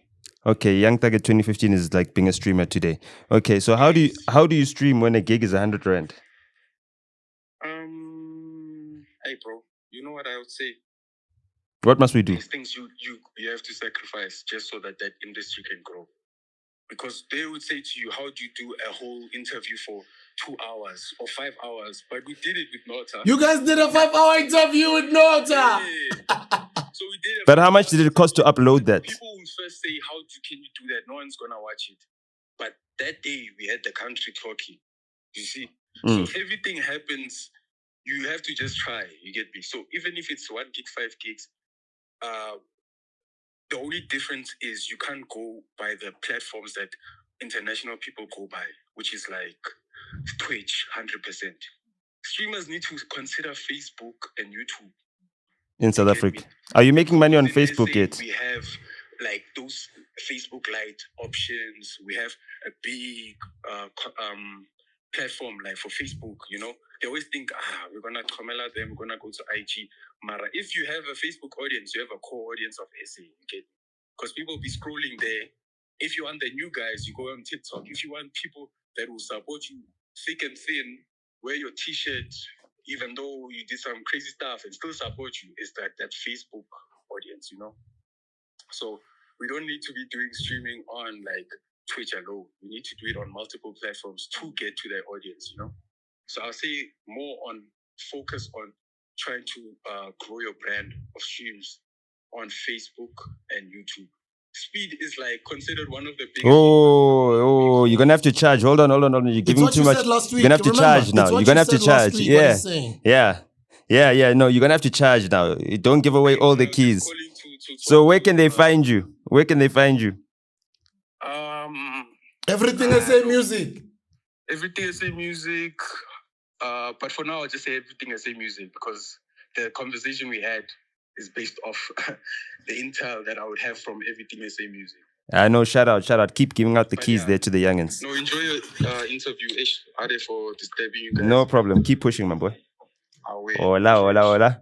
Hey, Steph, you didn't disturb us, bro. You know, I don't if there was a big fan of your podcast, the Rhea and Black Steph podcast, it was me.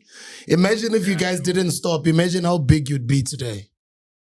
You know, also the other things, everything happens for a reason, you know? So getting occupied in different things has taught me more than I think I would have known then, you get me? Because being busy in like labels and stuff like that and management and just the directing of what I was speaking about has taught me more.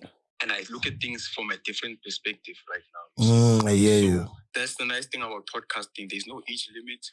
Joe Rogan is doing his thing. There's a lot of people doing their thing. You guys are doing your thing. You see, I feel like with age, the conversation becomes more sweeter and more meaningful because you've experienced life, you know? Yeah. So even like 5 years down the line, if we do decide, I feel like we would have been different people to the point whereby it will be relatable. And now we have what facts to back it up because we've lived it, you know? So that's why it's like with podcasting, it's like a evergreen type of industry, you know. Black Steph, let me give you your flowers. I mean, when we started working at Massive Metro, when we're doing online radio and clipping those radio shows and clips and moments into podcast videos before podcasting blew up, you guys were, I would say, and when I say you guys, I'm saying all of us, we're trendsetters because we were first in the space. Even with podcasting, you started the Rhea and Black Steph podcast. And I think in the country so far, you're the only people that have done a 5-hour-long podcast. Rhea and NOTA. And that was groundbreaking because that podcast of yours, for me, I look at it as what Abosfiso and Tlaki and them are doing right now. And shout outs to them, they're doing a great job. But you guys pioneered the space. But I also want to give you flowers all in your own right as you are growing into management and working with artists and growing your Everything SA movement platform.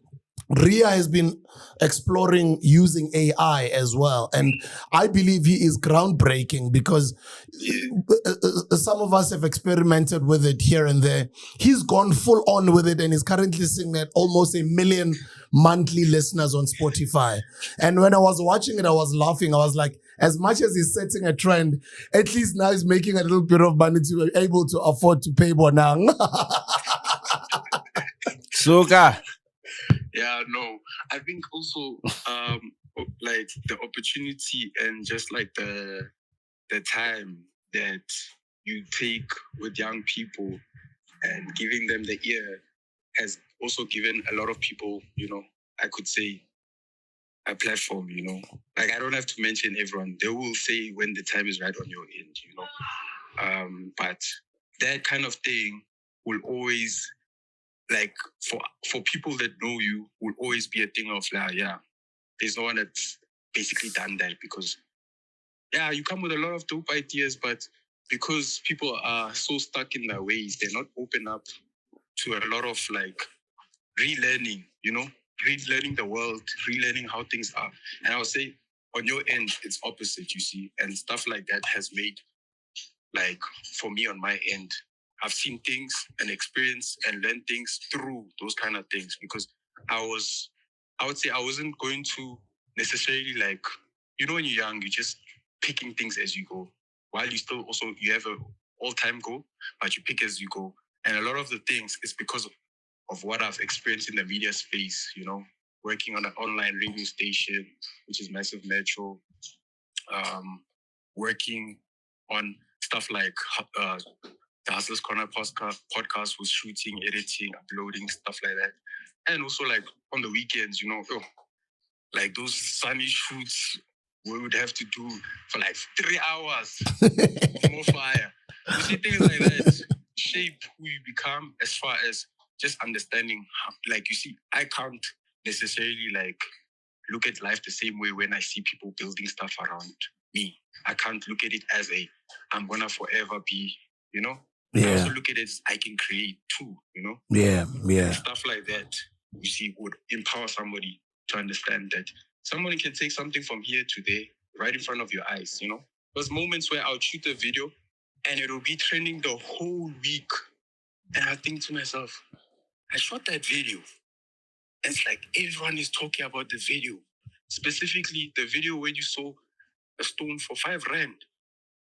Oh, I remember that. Yeah. Yeah, I sat back and thought, these people posting which are close to me, there's faraway people. There are people coming up to me, it's like, how did you work with this guy? How did he sell the 5 rand stone?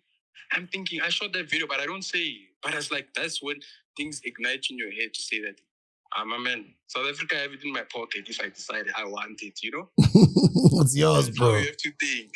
I'm proud of you guys. Tell Ria I'm also proud of him for leading the trend in AI. I'm proud of you with everything SA Music. And shout out to NOTA also for seeing your guys' potential from when you were young, and he plugged you guys and he was there, he supported.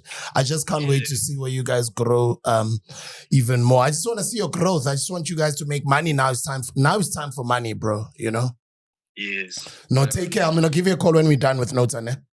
Okay, dope. So we're going to have his picture as he's speaking for people to know who it is.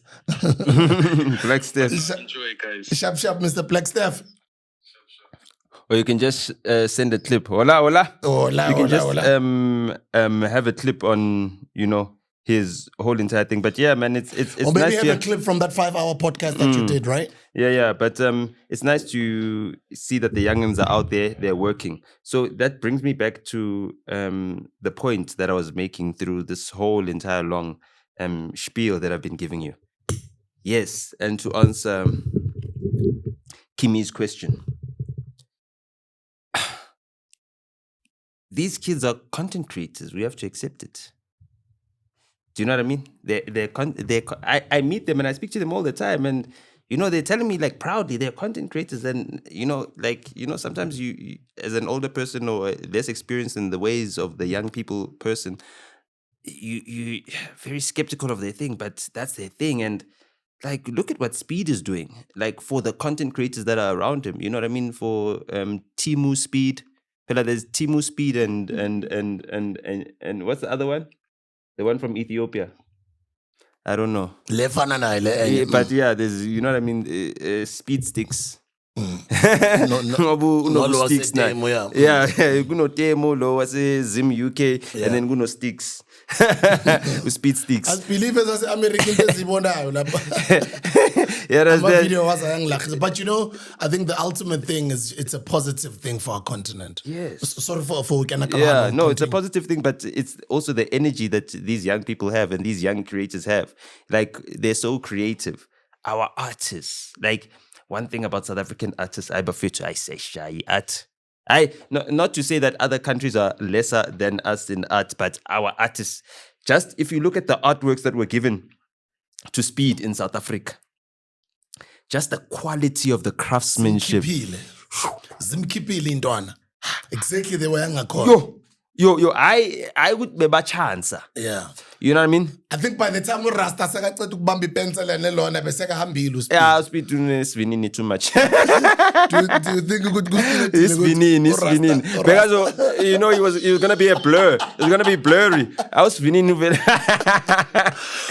Rasta nasekabamba ipende and asekaqedile uSpeed. But they are be spinner fast now. Rasta he was not gonna be able to get there. But then maybe Rasta can do a little painting of him spinning on top of Ikusheshe or something. You know what I mean?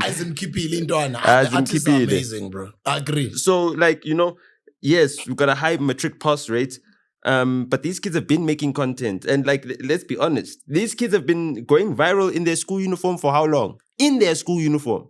So, like, let's be honest, our kids are content creators, they're creative, you know, they're making little short TV shows. And if you look at the TV shows of if you look at what's this thing? The Chinese mini dramas, right? They're making billions of dollars. You know what I mean? Yeah. Making billions and billions of dollars. And that's like short form content. You know what I mean? We need to find ways in which we can allow these people to capture the value. So I don't know what interventions need to be made, but some of these people that have got data-free platforms, I know there was a platform called Moya. I think it's still around. Excuse me. You know what I mean? But I don't know if Moya allows you to stream for free. You know what I mean? We need our corporations. Our corporations, guys, if these young kids have got more money, they're buying more of your products, your profits are going up. Why don't you invest in allowing them to be more connected? You know what I mean? We're fighting for Starlink and all of these things. Like, let's not even be fighting over those things. Let's get our corporations to now sponsor or advertise on these free internet platforms so that people can have free connectivity, so that content creators can have a bigger audience, so that these bigger audiences can lead to better revenue within the content creation space, better tax collection revenue, you know what I mean, better innovation, better access to information for each and every one of us. And we need to look at this space as like a creative space, not just a digital creative economy, but as the creative space. And when I say the creative space, is that we are creators. We are subcontracted by God, you know what I mean, to perpetuate his creation, you know what I mean, as well, and to preserve it. So that's what we do. Our culture, you know, the first time we ever spoke on the Hustlers Corner, you and I together, I said that we need to change this country, right, by giving people the understanding that the value of this nation is not beneath its soil. Because beneath the soil, right, is our ancestors' bones, you know what I mean? And the minerals. And that's it. They're not extracting the bones, right? They're extracting the minerals. So even our ancestors and our history and the people that are our libraries, you know, our archives, they're not as valued as the minerals that keep being extracted, right? So therefore, it means that when they are above the ground, while they are still alive, they are being undervalued. We need to value ourselves more. We need to understand our value. Our culture is rich.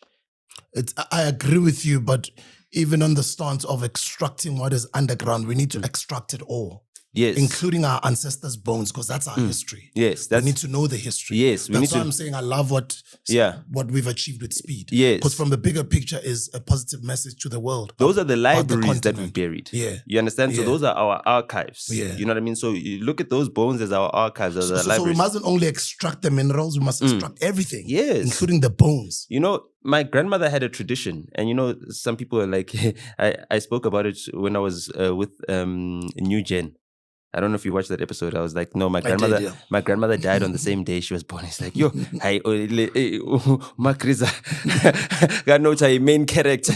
She died on her own birthday. I think even Robbie died the day before his birthday. Yeah. Is it Robbie? I think. Shout out to rest in peace to Robbie Malinga. Yes. Like, No, my grandmother was a superstar, as a rock star. No, don't worry. My grandmother's funeral was in Soweto. On her birthday? A week after her birthday. She died on her birthday. Yeah, but she died on her birthday, you know, and she was a rock star, you know, the church there, a White City, which is just around the corner from Regina Mundi. Anyway, that's the church. It was packed to the rafters. There were 5 or 6 Patco buses. You know what I mean? Like people came in from multiple provinces. Like my grandmother's funeral was like, yeah, no. Your grandmother's an Ochi. You know what I mean? So people know Ewa Tsitsi Wama Olwana. You know what I mean? That's my grandmother spot as well. Like she was very well loved in the community. She traveled with me to see a lot of my family members. The first time I went on a train, you know, I was either 2 or 3 years old.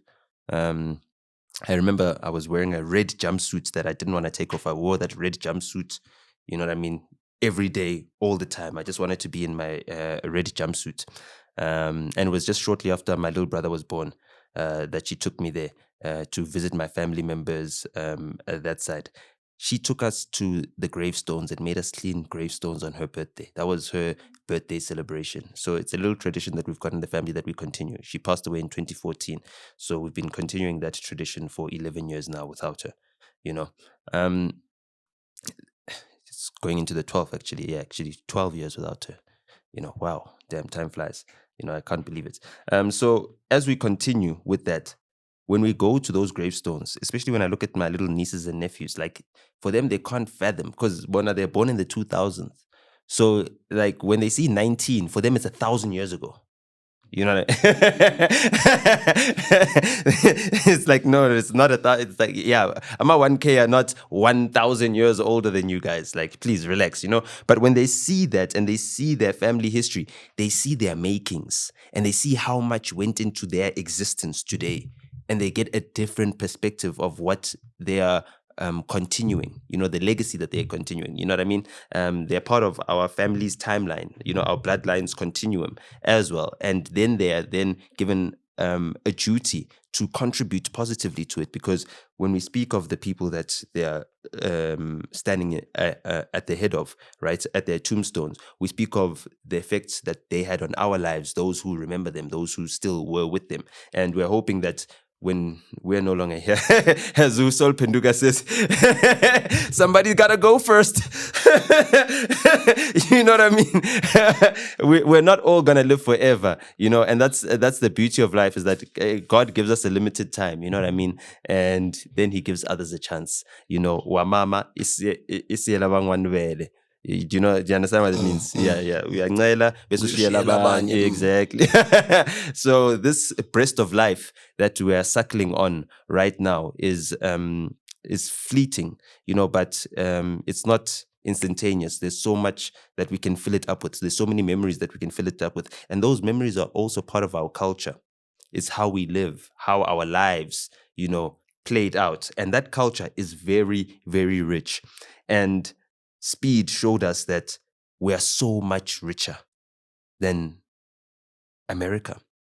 Even our African American brothers, he showed us, because there was so much richness, right, that he got from each and every single body. You know what I mean? When he went to Botswana and he gave that girl a couple $100, and then she showed him how to play the marimba, and then she says, I don't need your dollars, I've got diamonds. Oh, lahlela phansi.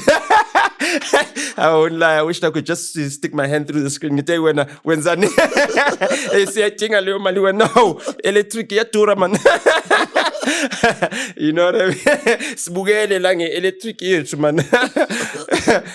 So we've got so much riches, and that's the message that I want to give, especially to the young creators out there, the young people that have just finished their matric, the newly unemployed. Congratulations, you are now officially unemployed. Abanya benu. Others who are furthering their studies, they're now students. We as babalugu unemployed. You understand what I'm saying? So Nina, who are taking gap years and everything else, make sure that whatever work you're doing is productive. Take advantage of this digital economy. Learn skills, trade skills, and all of those things. That's part of taking advantage of this digital economy, because your college is now in the palm of your hand. Your university degree is something you can get, you know, from the other side of a screen now. You know what I mean? You don't have to be sitting in a lecture hall. Take advantage of all of these opportunities that are materializing around us, you know. Hopefully, we can find ways in which we can, bring our connectivity prices down to something like what East Africa's got. I'm really jealous of East Africa, and shout out to all East Africans. I know there's a lot of East Africans that are watching. You know what I mean? They're doing like amazing work. They've shown another side of us. We're all part of one broader region called COMESA.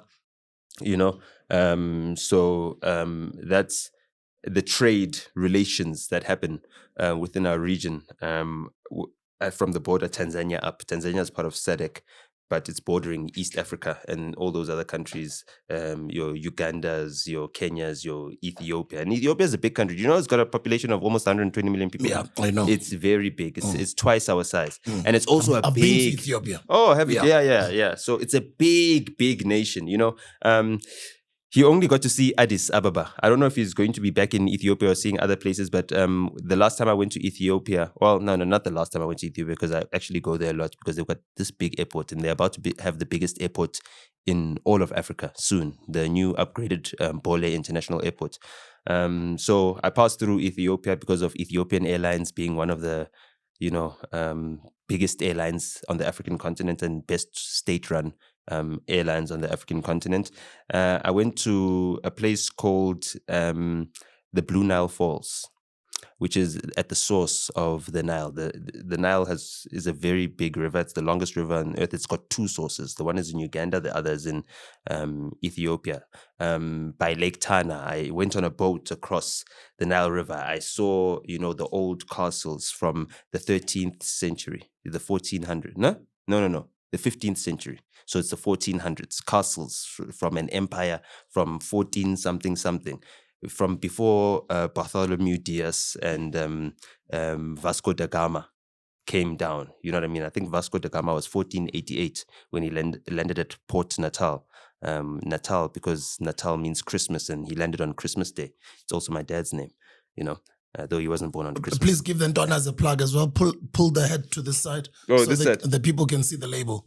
They can't see. No, they can't. It's been on the right hand side all along. Yeah, now why I was showing speed around Soweto. Guys, can you zoom into that brand? Let's give them a plug, man. Because the whole interview, it's been on this side. And I was like, no, shame, man. These guys gave us these hats. I've got one as well.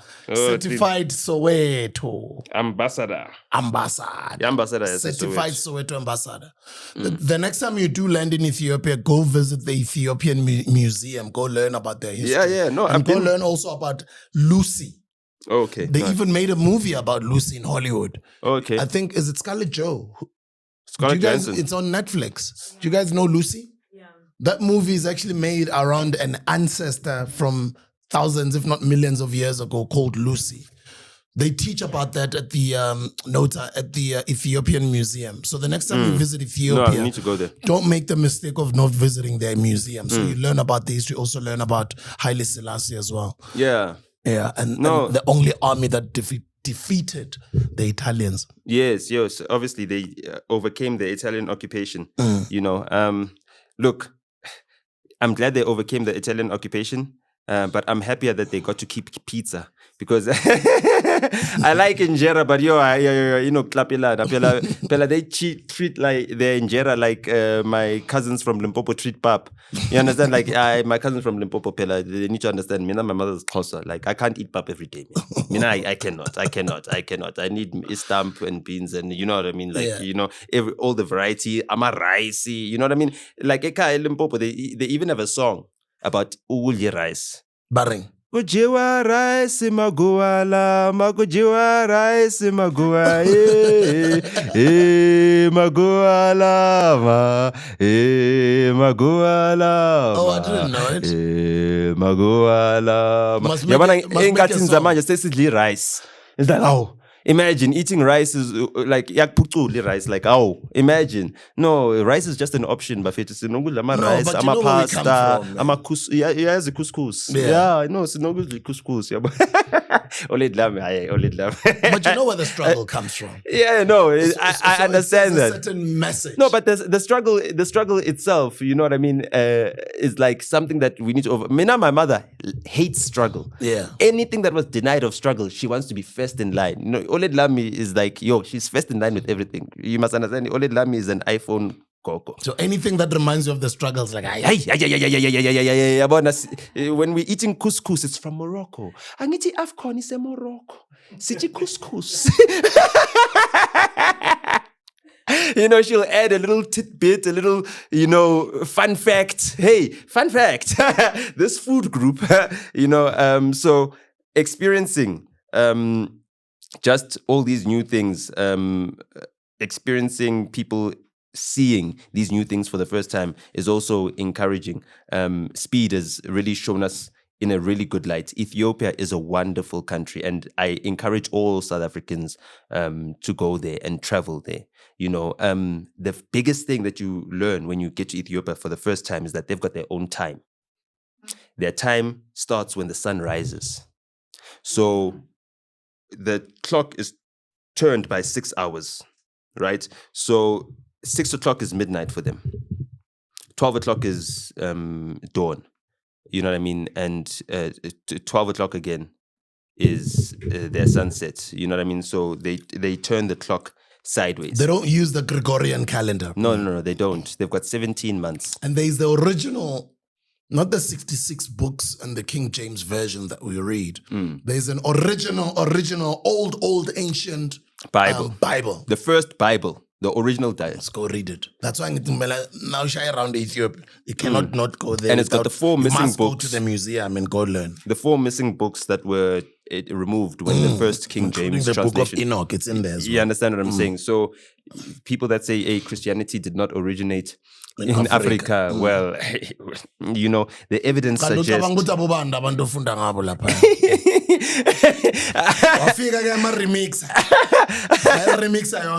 Yeah, I'm a whitewasher. So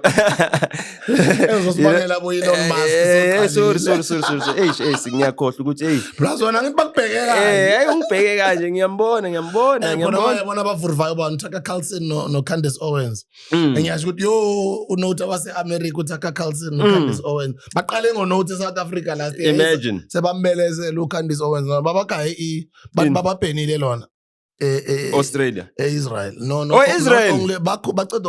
Israel inokubhena abantu. Phela mina I can go to Israel. Persona non grata. Enemy number 1 or something like that. No, that's what they did to Ibrahim Rasool. Persona non grata. That's what they call it. No, but Israel, we can go visa free. As a South African, you can go without a visa to Israel. You don't need a visa. So Baba Penile. No, Nkuluma Candace Owens no Tucker Carlson. I know. Because of their current latest rhetoric. But that's another story for another day. I'd like for us to have that chat as well around Ukbora Wale and Donale Charlie Kirk, but we'll talk about it. Yeah, we'll talk about it. You know what I mean? Like, yeah, we've got bigger fish to fry. Well, maybe not fish, beef. Because beef prices are going to go up. John Steenhuisen has asked the president to declare the foot and mouth disease national disaster. Those are some of the developments that have been happening in South Africa. In the news as well. I know that people were complaining that the beef prices were a little bit high in the grocery stores this December. A lot of people were eating alternate meats. I mean, you guys need to eat some more white meats. A lot more fish needs to be eaten. So people don't eat that much fish. I don't understand. Mina, like at least twice a week, I need to eat fish. You know what I mean? It's good. It's good brain food. It's got, lots of essential oils, omega. You know what I mean? All of those types of things. Schools are open again. And as schools are opening, I see that my mother has got my nephew's 4 ways high stationery and everything. It was already pre-packed in the box.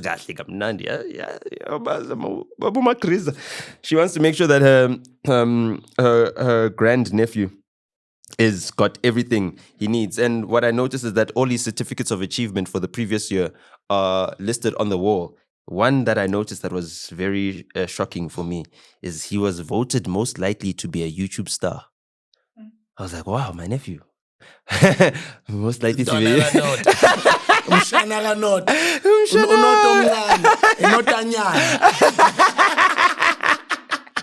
Unyana. NYANA, not Unyana, yeah. Unyana ka not. You know what I mean? I was like, hey, you know. So I'm like, hey, this thing is a really big thing, you know. And those are new careers. Sorry to disturb you. To add on to what you were saying earlier to your question around the advices that I'd give to young people, go online. Go online, go make money online. That's the advice I'm going to give you. Your friends are not telling you good. They've monetized those YouTube platforms. Also, all those videos on those sketches and those skits they're doing on TikTok, on YouTube, on Facebook. Facebook is paying them. TikTok is paying them for going live. TikTok is paying them for their content, for posting. YouTube is paying. Like, that's the advice I can teach you right now. Speak to your parents. Find out how you can get Ikecha or Vumatel or any one of those monthly uncapped Wi-Fi. You can get it for as cheap as 300, well, because 350 is not cheap for other people, but you know what I mean, right? Rather than rather say, Makoko, ngicela ufake i-Wi-Fi la endlini, 350 per month. Just could see an uncapped Wi-Fi. And then I'll got the telephone, account on social media. And I'm assuming you already have some of those accounts, but find out how to monetize your content online. I think that's the advice I can give some of those youngsters that might have not done well in their matric while they're still finding themselves. What about those ones that did exceedingly well? What else they want to do? My advice goes to them as well. Like your social media platform right now in this era, it's not just about being on social media, sending likes, commenting, and it's for fun and entertainment. It's a tool to make money. The youngster that I was with at Waras's funeral, I was with him last year, beginning of the year, 2025. And he says the last time I'd seen him was at Usiswini Kumalo's funeral. At the time he had just started. In a space of less than 2 years, right now, he's got 1 million followers on Facebook and he has monetized his Facebook. And he was telling me, Sbu, I mean, it's always been my plan. Ngokulungisa edladleni qala bekangibonisa ukuthi extendile edladleni ufake ne wall fence ngenyuke Facebook angikhulumi ngeTikTok YouTube ngeFacebook kuphela you know it's a piece igama lakhe it does skits on Facebook. It's very good. And then bekasangitshela ukuthi Sibuda njoba sengiqedile kanje endlini I've got more good news to give is that I've just reached 1 million followers on Facebook apart from ukulungisa edladleni, and right now I've just moved into my own place. Ngenyuke ku Facebook. Imagine. For example, last month Grootman ngenze 35,000. Akangisayenzi less than 20 stina a month. Ngenza 20. The highest I've made in a month was 65,000. Do you know what I mean? So that's the advice I'm giving to you guys. So if you failed your matric, or even if you've done well in matric, find ways on monetizing all of those social media platforms. There's money to be made online. I got one more thing for those that did well. Teach. Help those kids that are actually doing matric now study. There's some money to be made there. You know what I mean? Helping with tutoring. Like if you've done exceedingly well in certain subjects, say, hey, I can help you. You know what I mean? These are my results. I can help you study and prepare for your matric. You know what I mean? Help those who are also going through the same process. It keeps the knowledge fresh in your mind as well. And it's something that you can do on a flexible schedule. You know what I mean? Maybe like on weekends. It's a nice weekend jobs to help maybe grade 10s with their work, or grade 9s with their work, or even like matrics with past papers. You know what I mean? Because past papers are how you pass papers. Did you hear that? Past papers are how you pass papers. And as then we practice. You know what I mean? So that's how we passed it. So let's just write small, because hey, ukrema last minute is not the way to go. You know what I mean? You have to be going through those past papers the whole year, like consistently, just to keep assessing yourself and reassessing yourself and reassessing yourself. No. I didn't think genius is creme as well. No. As in, it was tough. I didn't study I only studied in matric. In my entire life. NOTA did not even study. I had to. I won a matric. Distinction just out of never. Just because it's NOTA. Never. I was too busy, you know what I mean, to apply myself to my studies. But when I needed to study, you know what I mean, luckily, my late friend who I lost just a week or and a half after his 35th birthday, Usipo and Nhlamulo. Who was Sipo Tabete when we were just in high school together. He was also DJ Msigos, you know. He DJ'd before you. at the Elias's album launch. Oh man. I put you on the house floor. Yes, in a car accident on Komaro Road. I don't know if you saw it. It was on the news in December. In November. There was an accident on Komaro Road. There were some people, I think they work for the UN or something like that, from Kenya. So, the way in which roads and highways work in Kenya is slightly different from South Africa. And they were unfamiliar with that, when you miss an off-ramp on the highway, you can't just turn back on the on-ramp and come this way. So they were reversing because they missed the on-ramp to get back onto Komaro Road. Yeah. Because they missed the off-ramp. And they turned around and he was coming around the bend. Straight into them. It was a very painful accident, But his cousins that retrieved his body, because even his mother went to the scene and everything else, you know what I mean? Her pride and joy, he got me through my matric exams. He got me through school, you know what I mean? He came to live with us for quite a while. Through the matric year, we went on family vacations together. We became brothers, The only thing, he left behind 3 young children, his a daughter and 2 sons. And the only thing that at least I could tell his kids is that daddy didn't feel any pain, because of how horrific the accident was. Unfortunately, or fortunately for him, it was instantaneous. It was completely condolences. Yeah. Sorry, bro. You know what I mean? So I was watching. Sorry, finish. No. We're still trying to recover from that, I guess. Oh no! Even as a friendship circle, but one thing that he got me into, like he taught me how to DJ, how to actually play music. You know what I mean? He used to take me to all the parties in Malokshin. I used to go to White House, Protea. I used to not be allowed to go to these places in Soweto because my mother would keep me very far away from Soweto and all those things.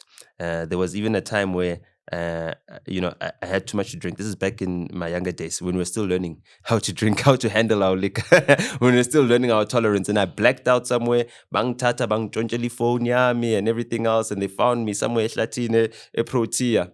And then he told the girls at school to bath me. Blackoutile. So all the girls, the pretty girls from my school, he told them, no, before NOTA got married, he was a ladies' man.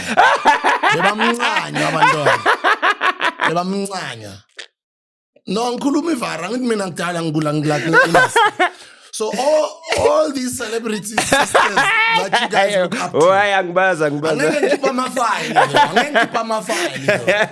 but NOTA is big in this game, guys. And I'll just leave it there. But there's some people who've got your receipts who might just pull out some pictures from back in the day. I was helping them with their exams. I was a study buddy. Before I was a study buddy.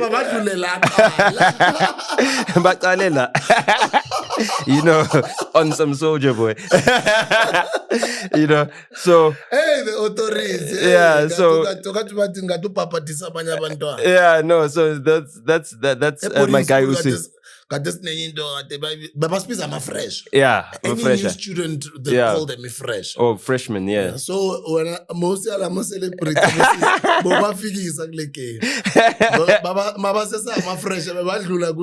before Uber, maxi taxi.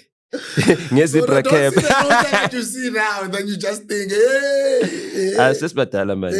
Yeah. So America reveals Harvard University reveals an image of what would have been Mansa Musa's image-like figure now. And when they reveal it, it's literally Kanye West. It's like, oh. So somebody writes there, Kanye will be so happy when he sees this, and somebody says, Kanye is who he thinks he is. And this is an American platform, right? I know it's Shade Room or whatever. Yeah. And then at the bottom of that, I'm seeing another comment like, but South Africa must not, because when I see this thing, it's Monelu NOTA. Bakhuluma ngoMansa Musa, for those who don't know, guys, you know the richest man that has ever lived, right? Yeah. Anyway, that's just a joke for those who get it. No, Thank you, bro. You want to finish off anything else? No, AGOA Yeah. has been approved, voted by a 2/3 majority. You know, they were trying to extend it to 2028. So now it goes up to Senate. And obviously Senate, once the House has already passed a 2/3 majority with over 330 votes. I think it was 340 votes in total, 341 votes. I'm not too sure. But if you want to know the true facts, just check out Sherwin BP, which is Sherwin Bryce Pierce. He's a South African journalist, a colleague of yours at the SABC, and he's got all the info on that. He's our US correspondent. And so he'll be keeping us abreast of how the AGOA negotiations or renegotiations are proceeding, because you know that they were specifically going to review South Africa's involvement in AGOA, but that doesn't seem like it has gotten any steam, and it seems like it's full speed ahead to the extension of AGOA until the end of the Trump presidency. So it seems like they need our goods, and they need them without tariffs. They need them like right now. Yes, Nyongabu Velo keep this thing enter your dress. I was like, I looked up, I was like, hey, Lucky Dube is looking at me. On some Lucky Dube, it's like, hey. Once in a while, I pull out my hair. I'm like, hey. You know, dreaded people are always like covering them up. They're always wearing hats. But once in a while, they just fundulula them like. And then Nina Bangana Matres Bessin our Khaled. Yeah, no, I've still got my dreads. Sure. No, I've still got them. You've kept them, no? I've still got them. I checked them the other day. I just wanted to check if they're clean. I was watching a clip of you rapping. They've been LT Do's podcast. Nigga, Boshai freestyle.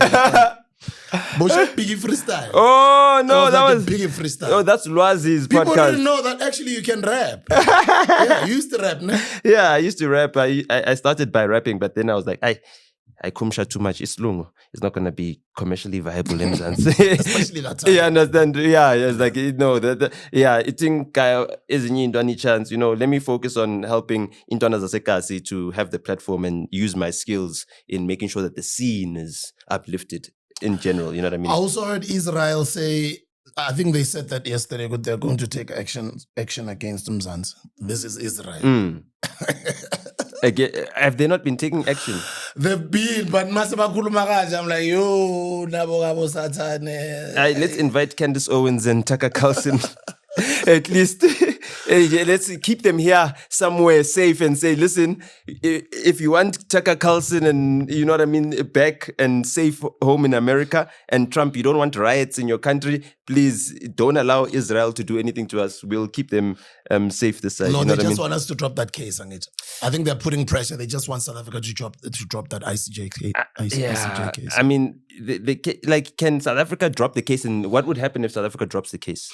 But how does it help us though? I understand our stand. I know our stand. I know where we stand. Even though Nomkuluetu, Tatu Madiba from back then, as South Africa's majority of the country, not only just the ANC, right?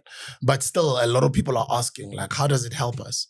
Oh no, unfortunately, we even have got our own atrocities happening here in the Congo. Yeah, we've got atrocities happening all over the place, but guess who's perpetuating those atrocities? All of them around the world. Even the atrocity of the Patagonian wildfires. Bro.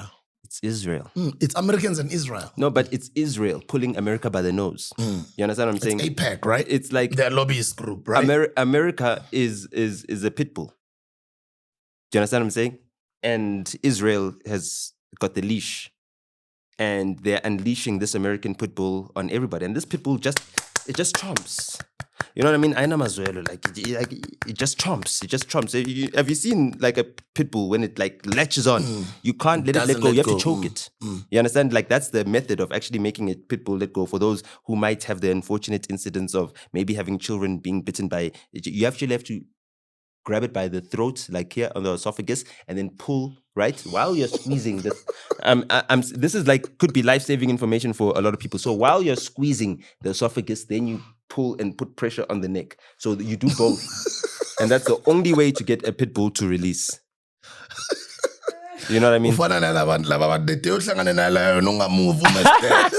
Hey mara nani indaba nisabi izinja bafethu abantu abamnyama no sabi izinja bafethu. Yanukela ukuthi uthukile usemazimbeni. You understand what I'm saying? But like ibhubesi lila hayi baba.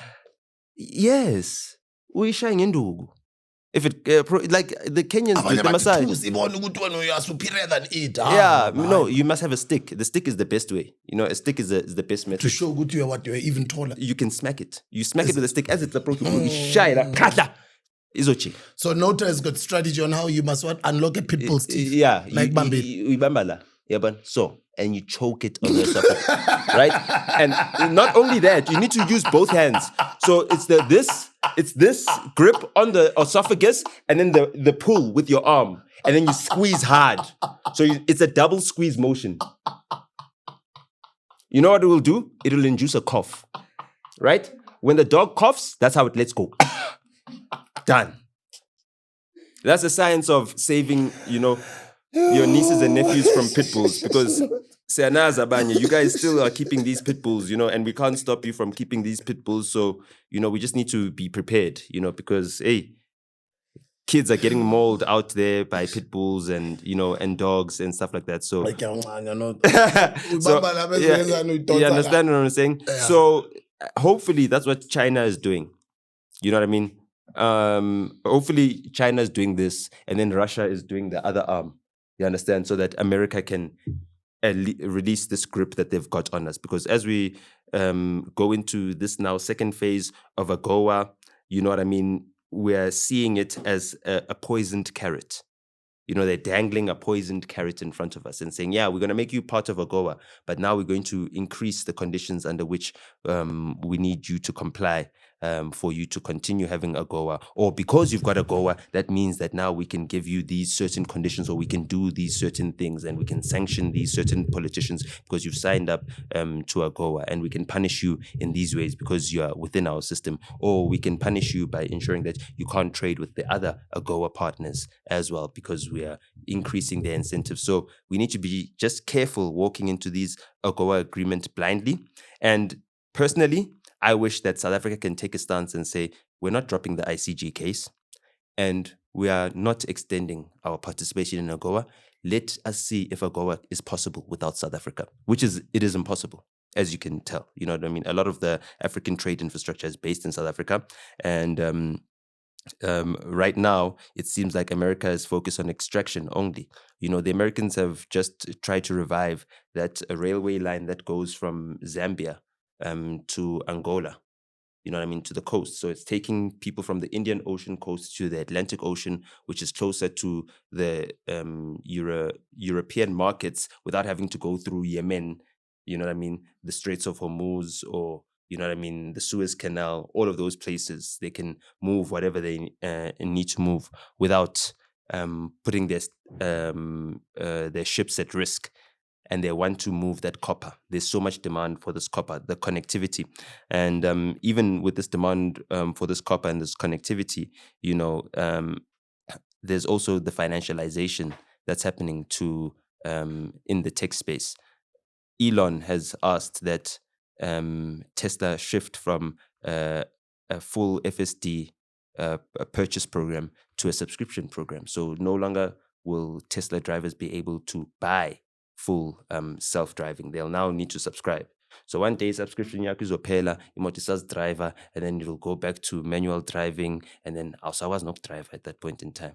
You understand what I'm saying? You're going to have to learn how to drive in the middle. I'm just saying, it's just like, I don't understand how that can be very practical. Financial programs are online, about 7-day trial. You understand what I'm saying? After 7 days, sebakbila.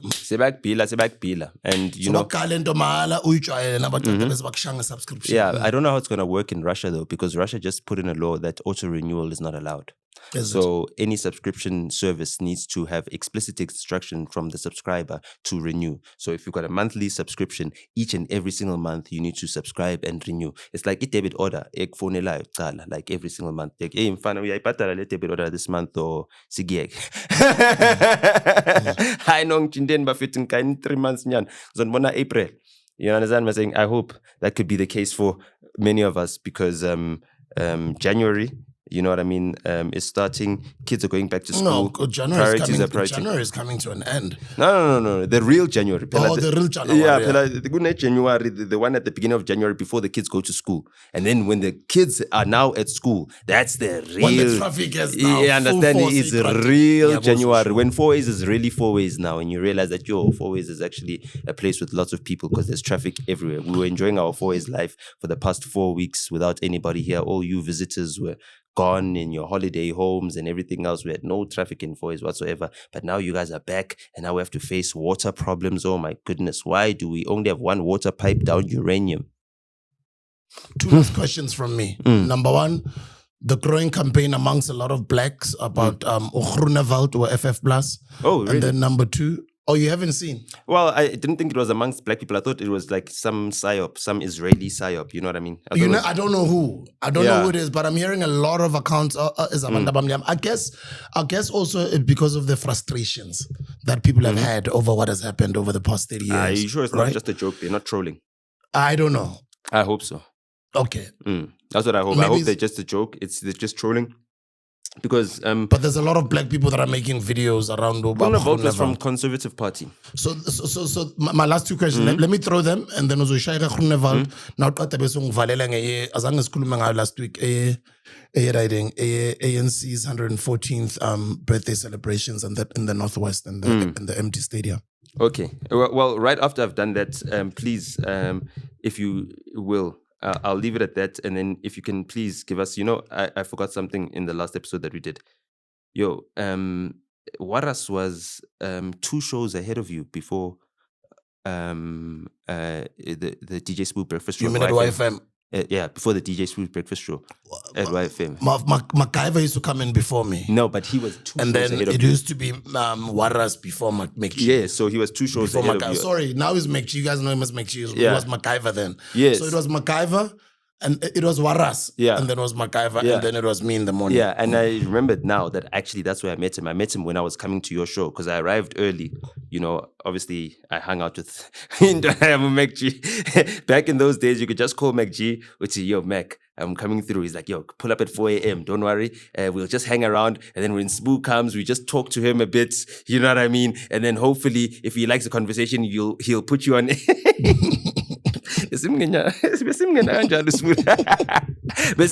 Besisibhesha but hey awungeni la usibulata no ithi ngifaka into yami ithi bakuze nje 2 minutes nya. That's how we got on radio back in the day. Besforced at 18 at 36 now we are forcing again. You know what I mean? 18 years later, bro. That time was flies, then. Yeah, it's 18 years later now. So I hope you can give us a little tribute. But back to Groenewald. He was part of the Conservative Party. And look, man, these people are shapeshifters. These people are chameleons. They'll say whatever it is to suit the situation. So part of the Conservative Party are the people that voted no for the ending of apartheid. So how does someone who voted no for the ending of apartheid, right, have your best interest at heart? Now let's look at his current record. Yeah, people are saying, no, he's going to be more strict on the prisoners and everything else. Prisoners still have cell phones? Yes. Do prisoners still, do things that are not allowed, like take drugs and everything else? Yes. You know what I mean? Is there gang violence? It's rampant in many prisons. You know what I mean? Some it's been reduced, but not by any intervention of his. You know what I mean? So he's not making the prison system function better. You know what I mean? Are private prisons still a thing? Yes. And then what is he suggesting? Oh, no, the prisoners must now work. We don't want our prisoners to work. They're in prison not to work. We're not extracting free labor. Because what's going to happen then is that you're going to put all that free labor on these prisoners who only get, for the work that they do within prison, I think at most 200 Rand a month, right? That's how much they get paid. So these people are going to work for 200 Rand a month, and then all of a sudden you're going to find that people are not going to be able to have jobs because they're going to move the manufacturing to the prisons. They're going to move the farm work to the prisons, and then the prisons are going to be doing all the work, and the people that are supposed to be earning proper salaries are not going to be earning proper salaries, and then what are they going to be incentivized to do? To steal and get into prison, which is where you can work. And then the employment agency is going to be the prisons. So that's what Groenewald is trying to do. He's trying to turn the correctional services into Kelly. You understand what I'm saying? You remember Kelly, the recruitment company? Whatever happened to them? Is it not Emmanuel? Is it what is it? Yeah, but I remember the Kelly Yeah, group. yeah, I yeah, remember yeah, the Kelly yeah, group. yeah. Whatever happened Was to a the recruitment agency. Yeah, the recruitment agency. I mean, they recruited for a lot of the government departments and all this stuff. You know what I mean?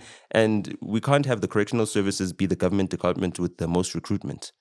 You know what I mean? So like we're telling people that, yeah, no, do crime so you can guarantee yourself a job.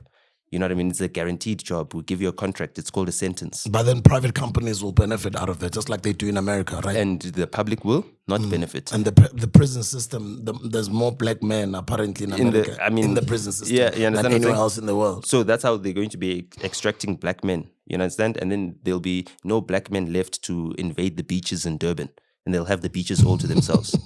You understand? That's Groenewald's utopia. It's Camps Bay, Clifton, that is lily white, you know what I mean? And all the blacks in prison. So what's your message to the people that are saying Groenewald? I'm just saying that just keep your children in orange. You know what I mean? Give them practice so that by the time you vote for this Groenewald, they can go and match with the other prisoners, you know, because that's exactly what you're trying to say.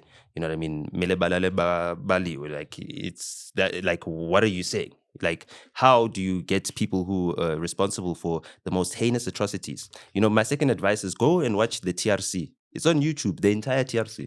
Go and watch it again. I mean, I still remember watching it as a baby. It was one of my favorite things. You know what I mean? It was watching like National Geographic.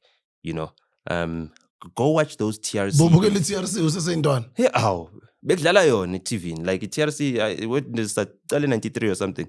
Or 94. Yeah, 93 onwards, up until maybe 98. So ngikhule ngayo TRC. Like it was one of those stable things that I always watch. I mean, that's how I knew Max Dupria. You know what I mean? He was the guy who used to, at night, there was the TRC where they recap what happened on TRC and then they go through the different testimonies. There was a show about the TRC outside of the testimonies. I don't know why there isn't a show about the Zondo Commission, the Majanga Commission, or because now there's YouTubers like have my teacher me to do. Oh, actually, you know what I mean? Yeah, but anyway, I don't think we should take it seriously, but we should be concerned that people are voicing out these sentiments because they are really concerning that people would rather, you know, glorify apartheid nostalgia than look to suggest new solutions on how we can take our country forward. It seems like we're passengers. We're waiting for certain politicians to save us. And why do you need Groenewald to save us and make this country better? Why aren't you contributing to making your community better so that your community contributes to making South Africa have more functional communities that can be a model and a beacon for those dysfunctional communities to get their act together? You know what I mean? So that we can have a country where we are all working to make sure it works. You know what I mean? South Africa needs to work, and the only work that needs to be done is us doing the work of bringing this country to, you know, prosperity and delivering it from evil. So yeah, that's it. I mean, look, Elon Musk is even lying to Americans, and he's been lying. Hey, no, South Africa was rough. Rolls Royce. In fact, only Rolls Royce, because the engine of the plane that they used to travel in to their resorts onto the private landing strips to which they'd land, that engine of that plane is also made by Rolls Royce. So you go from a Rolls Royce car to a Rolls Royce, you know, aeroplane, you know what I mean, to a Rolls Royce experience when you get to the lodge that you own. Just imagine that. And then you go to live in America, and then that's the first time you taste poverty because you're no longer with the Rolls Royces because you're not at your dad's house and your parents have separated. And now you want to sell that little sob story of how you rode in a Rolls Royce your whole entire life. You went to the top Ivy League schools. You know, you could drop out of a master's program, you know, at Princeton or whatever, to University of Philadelphia, Wharton Business School. And then you could end up acquiring rockets, you know, or rocket components from Russia, bring them to America and start your own private space travel company, which now supplies weapons for the Department of War.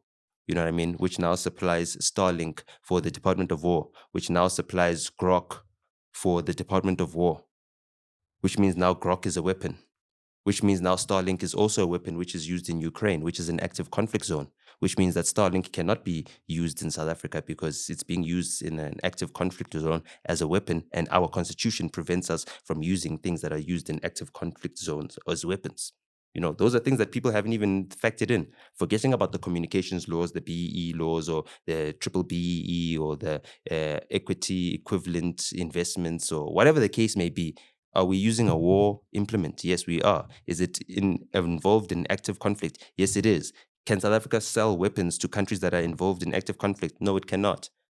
So why would we import products that are involved in active conflict? Is Starlink the only low Earth orbit solution?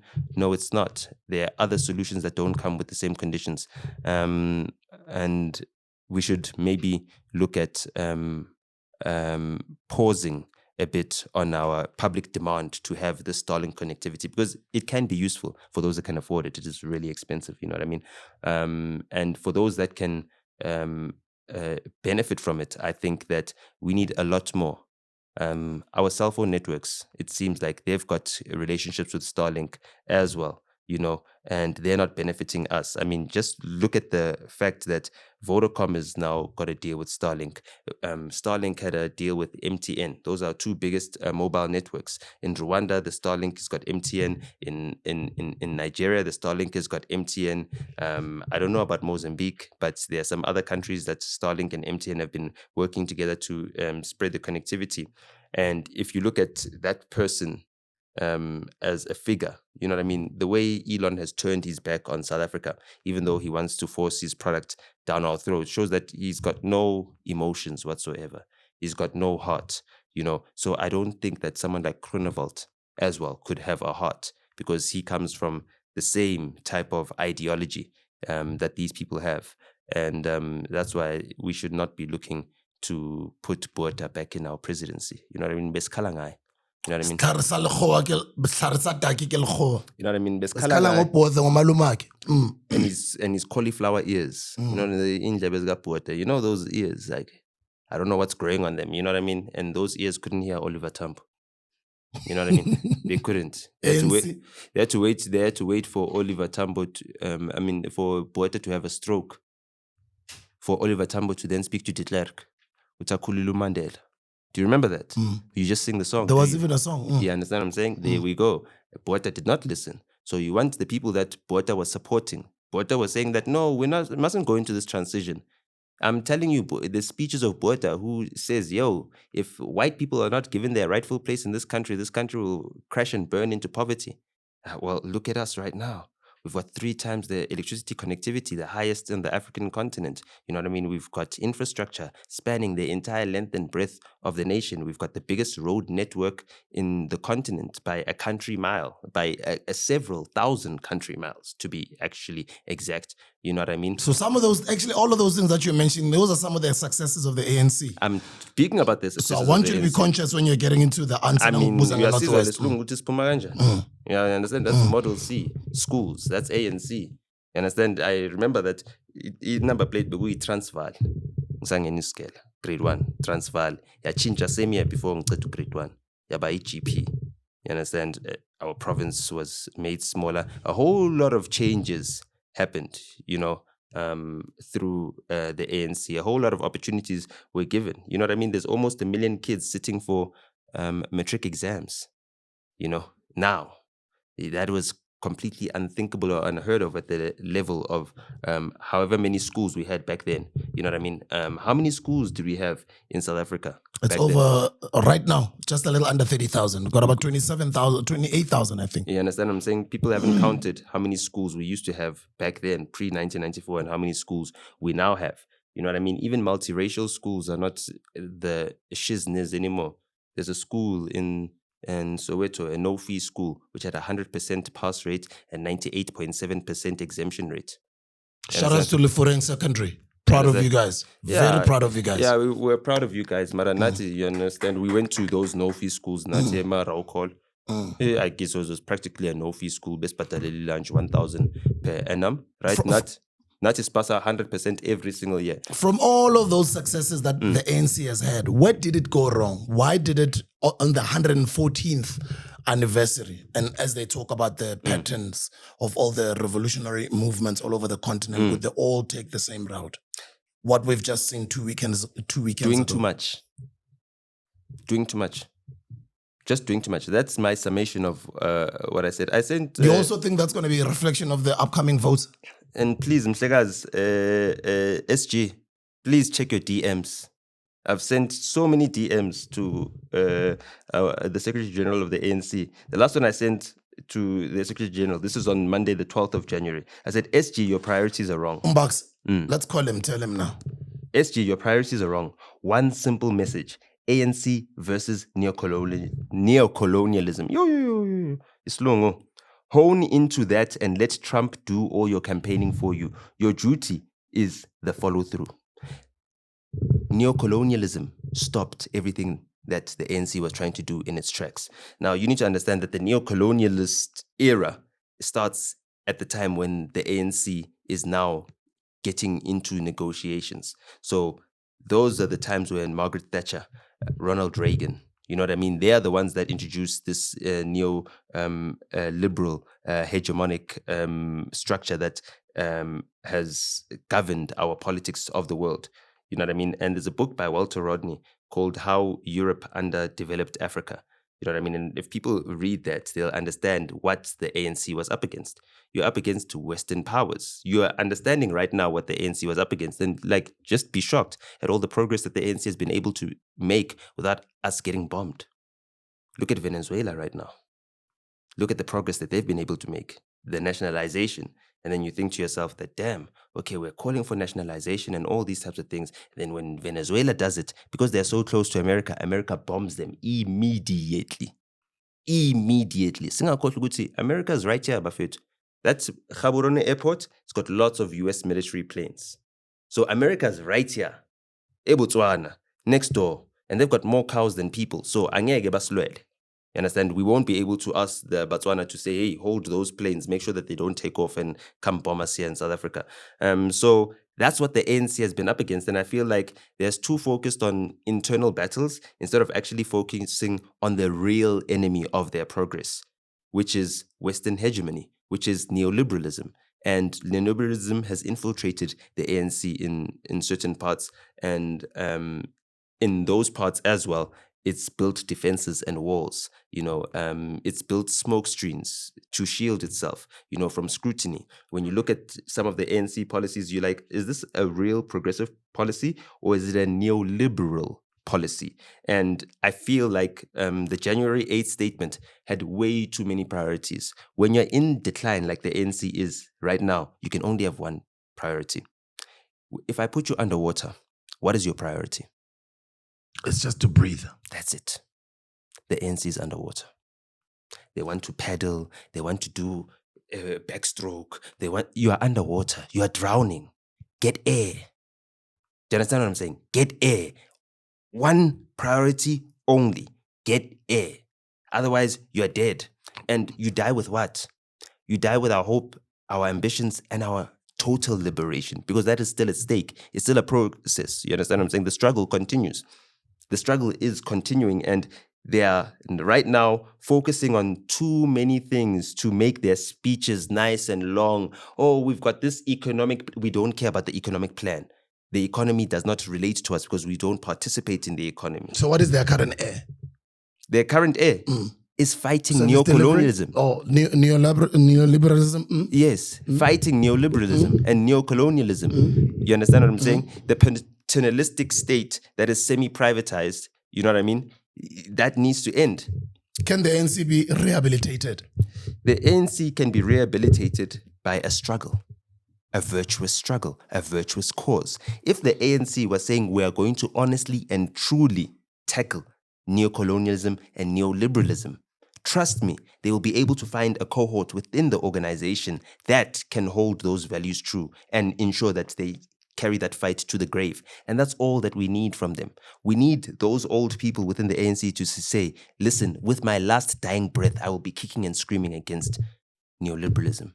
That's it. That's all we need from them. We don't need them to promise us anymore. We don't need them to apologize. The damage has already been done. Should the ANC die? I'm a child of the ANC. I'm a child of SACP comrades. You know what I mean? That's just like asking for my ancestors' bones to be burnt to ashes. That's not part of our culture. Those bones are there as evidence of our existence, and I think if the ANC dies, we'll lose a part of our compass. Aren't you one of those people that are a part of the problem? In terms of what? As being in terms critical of not the wanting ANC? the ANC to die? Look, Because last year you were so much of a staunch MK supporter. No, I still support the MK. They've got ANC DNA. I support all of the parties that have got ANC DNA. You know what I mean? I support all of the liberation movements, even the new ones that are coming about right now, because I support the fact that we need certain type of opposition to keep the ANC honest to its liberation ideals. We can't allow the only opposition to be right-wingers, because they're going to push the ANC further and further and further and further to the right. And we're seeing the consequences of those actions right now, where you were having negotiations with Elon Musk on one side and trying to fit him in through the back door, but at the end of the day, on the timeline, Musbiza Makaful. You understand what I'm saying? Exactly that. And it's like, that's how the corporations work. When you work for a corporation, for the first time, oh, you're renting an apartment, man, you know what, you get yourself a bond, get yourself a nice house, a nice mortgage. And then you fuss yourself there on your ankle, and you've got a 20-year mortgage, and then and now you have to think, damn it, they're going to chase out me and my kids in the middle of the night. You understand? So that's how it is. They debt trap us into submission, and we can't allow that to continue. The ANC has been debt trapped into submission. I mean, we've taken IMF loans, things that we haven't done in over 15 years or something like that, and we're doing them now. We've taken another World Bank loan right now, things that we haven't done in many, many years. We took a loan from the AFD again. Look at what's happening to the city of Joburg. You know what I mean? There's people fighting, there's people infiltrating, there's people hijacking. Bryanston is not safe.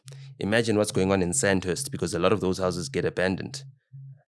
You understand what I'm saying? I mean, Abu Kaiti Mulif in Nabo, they also just found a house by Yenzi offer, and then they ended up occupying, and then they ended up getting the property. You know what I mean? So if they were able to do it and find machinations, those are people with money. Some of these building hijackers, some of them don't have money. The ones that have got money and that are seeing this scheme and see how the PI Act can benefit them and help them have hostile takeover properties, soon will, lose everything. You know what I mean? We won't have any law and order in this country. So the ANC is rehabilitatable. It's just that it needs to focus on one thing and one thing only, and that's fighting the dying Western hegemony. You know what I mean? As it collapses, as it unfolds, don't let us be the casualties of the last kicks of a dying horse. Okay, let's say the ANC's plight and fight is inevitable. The ANC goes down the next elections. Who's next to emerge, and who's our next president? Look, man, I don't want us to ever consider such things, because that takes us back to the savior complex. You need to be the president of yourself, right? You also need to ensure that we now start thinking communally and as families. You understand? Fractional investments, right, need to be done within a family. My siblings and I have got a fractional investment in our family business, right? There's B, my older sister. There's N, that's me. There's S, my younger brother, right? We are fractionally involved in building our family into a resource for the rest of our extended family, and so that we can also encourage and be a beacon for the other nodes within our extended family to, also be valuable contributors. And it's working quite well. I think South African families need to go back into that. This December, I didn't see many pictures of families together. In fact, I saw too few families together. You know what I did see together? I saw Hennessy together with Verve, and together with Moet, and together with Jägermeister, together with Indian Tonic, I saw Ujwala Kuphela. That's what I was seeing on the timeline. And that's something that's problematic. And I think that as well, you saw the ANC celebrations or the after celebrations. Again, it was about bottle popping and all of those things. These are the things that turn the South African public off of the ANC. We cannot trust these people to lead a movement for our liberation when all they're doing is partying and getting drunk. That's the highlight of their lives. You know what I mean? And I think they had to downscale this year. Their sponsor was in Kokstad, this time around. Or the last year's sponsor of festivities, you know what I mean? And there's no oceans in the northwest. No, there was a Grootman Lapano My Soul. Oh, Wonje, yes. Oh. And people were saying, hey, NOTA, why would my soul agana nyogu? Okay, it's in jail. Awunanyuka paya, No. unanyuka paya. Upetrice unenyogu. Grootman nanyuka paya. Yeah, no. Upetrice unenyogu. Upetrice will sponsor DA, will sponsor EFF, will sponsor ANC, Zonke, ZWAP. He'll sponsor Solidarity Fund. He'll sponsor the KZN Floods. He'll sponsor everything. You know what I mean? He's a shareholder of DSTV and all of those things. You'll never see him speaking on a rally stage. You'll see him sitting maybe in the front as one of the delegates who SG, you know what I mean? And say, hey, Ntate Motsepe, please, we are starting our meeting. You are distracting us. You know what I mean? Which means that he is also standing in line as one of the people that wants to be looked at as a candidate. And he seems to be working on his presidential run, even though he's announcing the opposite and saying, no, he's not going to run for presidency. But Umaisol was just earning his check, you know what I mean, doing what he needs to do to earn his check. And I don't feel like, he's the greatest example of what the ANC is trying to produce, because he hasn't built a hospital, he hasn't built a school, you understand? But he's driving a hospital in a convoy. That convoy of cars, that's a hospital. It's Bejelales, or at least a small clinic. You know what I mean? If you look at the Northwest itself, I talk about it all the time on the timeline. When I fly over the Northwest in a small plane, all I can see is mountains being excavated. I don't know which mountain range it is, because I know from my side, from Foy's side, it's in the Magaliesberg mountain range. Those mountains, they light up our skylines. They give us the nicest reflection. So our sunsets are rivaled only by the sunsets in the Boerland. You know what I mean? In the Western Cape, those are also some of the most beautiful sunsets. Almost as beautiful as the sunsets that we have here in the Highveld. It's completely being destroyed. It's completely being hollowed out, the Northwest, and it's platinum. And I think of platinum, and I think, okay, it's got it's used as a catalyst. It's also a really good conductor. And then I think of gold as well, and I think about, hey, damn, gold is actually a superconductor. And then I think about all the gold that's been extracted from the Witwatersrand, and I think, how does that change our electromagnetic field? I also thought about it, and it's like, hey, gold is a superconductor, ne? And in the Highveld here by the Witwatersrand, we've got very, very, very severe electric storms. Lightning, like it was like lightning, yashaya. Like people die of lightning strikes every single year. Trees fall every single year. You know what I mean? They're what you call. We're in a high lightning zone, and I thought to myself, I need to study how having gold, a superconductor underneath our soil, and having lots of lightning as well, and how does that static energy, circulate and circle, and what is the effect of having extracted a lot of the gold? I don't think it's most of the gold, but it's a lot of the gold. We've got some of the deepest mines in the world. They go kilometers and kilometers and kilometers underground. You understand? And again, I repeat, until you can drive inside Ichariti Lako for maybe 10, 13, 15 kilometers, you don't have money. Don't have money. And you can't drive 10, 13, 15 kilometers if you're excavating all the ground everywhere, like they're doing in the Northwest. You know what I mean? They're not really taking care of the landscape. I've got it. It's the Pilanesberg Mountains. That's the mountain range that they're excavating there. And the Pilanesberg has also got a volcano. It's an inert volcano. Have you heard of the volcano there? You're right, by Sun City, there's a big volcano there. Oh, I didn't know. Yeah, but it's inactive volcano. You know what I mean? So the volcano is not active, so, they're not bringing in any more of the mantle up to the surface over there. So these minerals that they're taking out, they're extracting something that will not be replaced for hundreds and thousands of years. You know what I mean? Maybe even millions of years. And the people of the Northwest need to look at themselves in the mirror and say, why are we so poor when we are exporting the most platinum?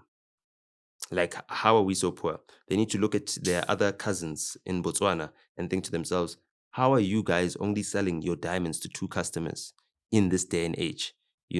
I feel like the previous president of Botswana, Masisi, was betrayed, because he was in the process of actually changing some of those contracts that they've got and reducing the terms. They've got like 25-year auto-renewable contracts on diamond trading. I mean, 25 years is an entire business cycle. Like it's an entire business cycle. Like when you talk about business cycles in economic terms, it's an entire business cycle. How do you have a deal that lasts for an entire business cycle? That's practically an evergreen deal. You can't be having that in this day and age where technology has moved so far. You've got lab-grown diamonds that are now eating up the customer base of these Botswana natural diamonds, and it doesn't seem to be enough for the people or the Botswana to say, yeah, no, our diamonds are natural. People don't care anymore because they think to themselves, yeah, but how ethical is the mining of those natural diamonds compared to how ethical the manufacturing of these lab-grown diamonds seems to be? And those are the considerations they have over and above actually having an actual natural resource that is extracted from the ground. So those are the things that I feel the ANC itself is missing out on, and people are discovering. People discovered that Botswana can only sell to 2 customers on speed stream. They only discovered that now, like the rest of the world. We spoke about it so many times. They said, hey, Israel is the number 1 seller of diamonds, but the number 1 producer is Botswana, and they're struggling. You know what I mean? So, yeah, I'm very confident that if the ANC were to focus on fighting neocolonialism and this neoliberal hegemony, then we'd actually have something. And that starts with the definancialization of our economy and stopping these prediction markets from ever materializing in this country, because we're already having a problem with betting. We're already having a problem with alcohol abuse. You put those things together with prediction marketing wages, then you're going to be flushing money out of people's pockets before they can ever consider simple things like nutrition, or even building their futures or savings in investments. You know what I mean? Savings and investments are very important things. Sometimes you even forget about your savings and investments. Speaking of savings and investments, I remember because abantu baganga kakhulu, and they're buying all these products, whatever. They're buying DNA tests, all these things. I bought myself some Clicks shares. Clicks Group, you remember it used to own Musica. So I thought to myself, if they're selling Musica, right? This is why I bought the Clicks shares. If they're selling Musica, they're offloading a lot of expenses. So they're going to trim, you know what I mean? They're going to be a little bit more profitable. They're going to be streamlining their business a little more. That should boost the share price. And, that prediction was true. So I just got an email from my brokers to say there's another AGM. So they want to know if I'm going to attend the AGM for voting, or if I'm going to send a proxy letter to have someone vote on my behalf for those Clicks shares. You know what I mean?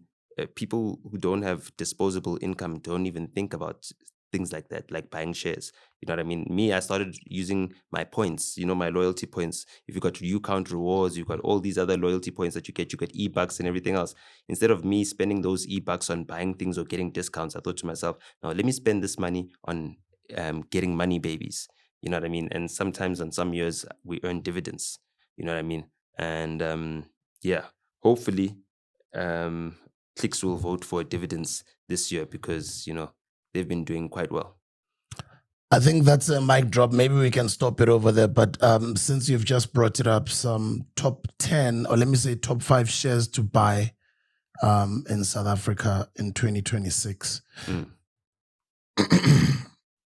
Clicks Group comes at number 2. Oh, because I would have. Excuse me. I'm saying yesterday, NOTA said he's got shares of Clicks. And what did I say this morning? What did I send you Are this you morning? easy? Because she's. I don't. I sent her a message to say, hey, there's a notice about the AGM that's coming up. Yeah. Not Easy Equities. No, I've been using Standard Bank as a broker for buying my shares since I started buying. This was before about Easy. Is Tina Sakalu tenga my shares before there were things like Easy Equities. Nina sen tolagalula manch. Valterra Platinum. Mm-hmm. Last year price was 1,536. Impala Platinum 300. Harmony Gold 372. Naspers 1.1. The Clicks Group, Capitec as well, and there's a whole lot of others. But yeah, those are some that I can just mention at the top. With Sibanye Stillwater. I've got those. MTN Group. Yeah, no, I don't have those. Do you guys buy shares? Thank you, Mr. Nota. See you next week, Monday. See you next week. Yeah, Adil has responded. Before he goes, yes. No, let's put it online. Don't cut Adil out. Let's hear his response. Mr. Nkosi, listen, I'm sorry, man. I was on a lengthy conversation with some Australian contacts that I'm trying to do shit with, right? So how I could see your call but I couldn't respond. So I'm only just finished now, and that's why I'm calling you back. I appreciate you, my brother. You know I love you so much. Right, bottom of my heart. And thank you so much to NOTA. I'm always with you guys, at least digitally. I'm always consuming, I'm always listening. Yeah, NOTA wants to, but you know, he's the man, he knows what he's doing. And I appreciate his take and outlook in the industry, but more than anything else, I appreciate his vote of confidence. I had no idea. And let's get together sometime. Or something. Let's break bread. Okay? All right. Cheers, buddy. Love you, bro. That's my guy. Adil. ADIL. Thank you, Mr. Nota. Thank you, Mr. Nkosi. Yeah, bro. Guys, I'll see you next week, Monday. Thank you, Sbu. We pulled 2 hours today. Yo! 2 hours 30. 2 hours 36 minutes. Ah, sure.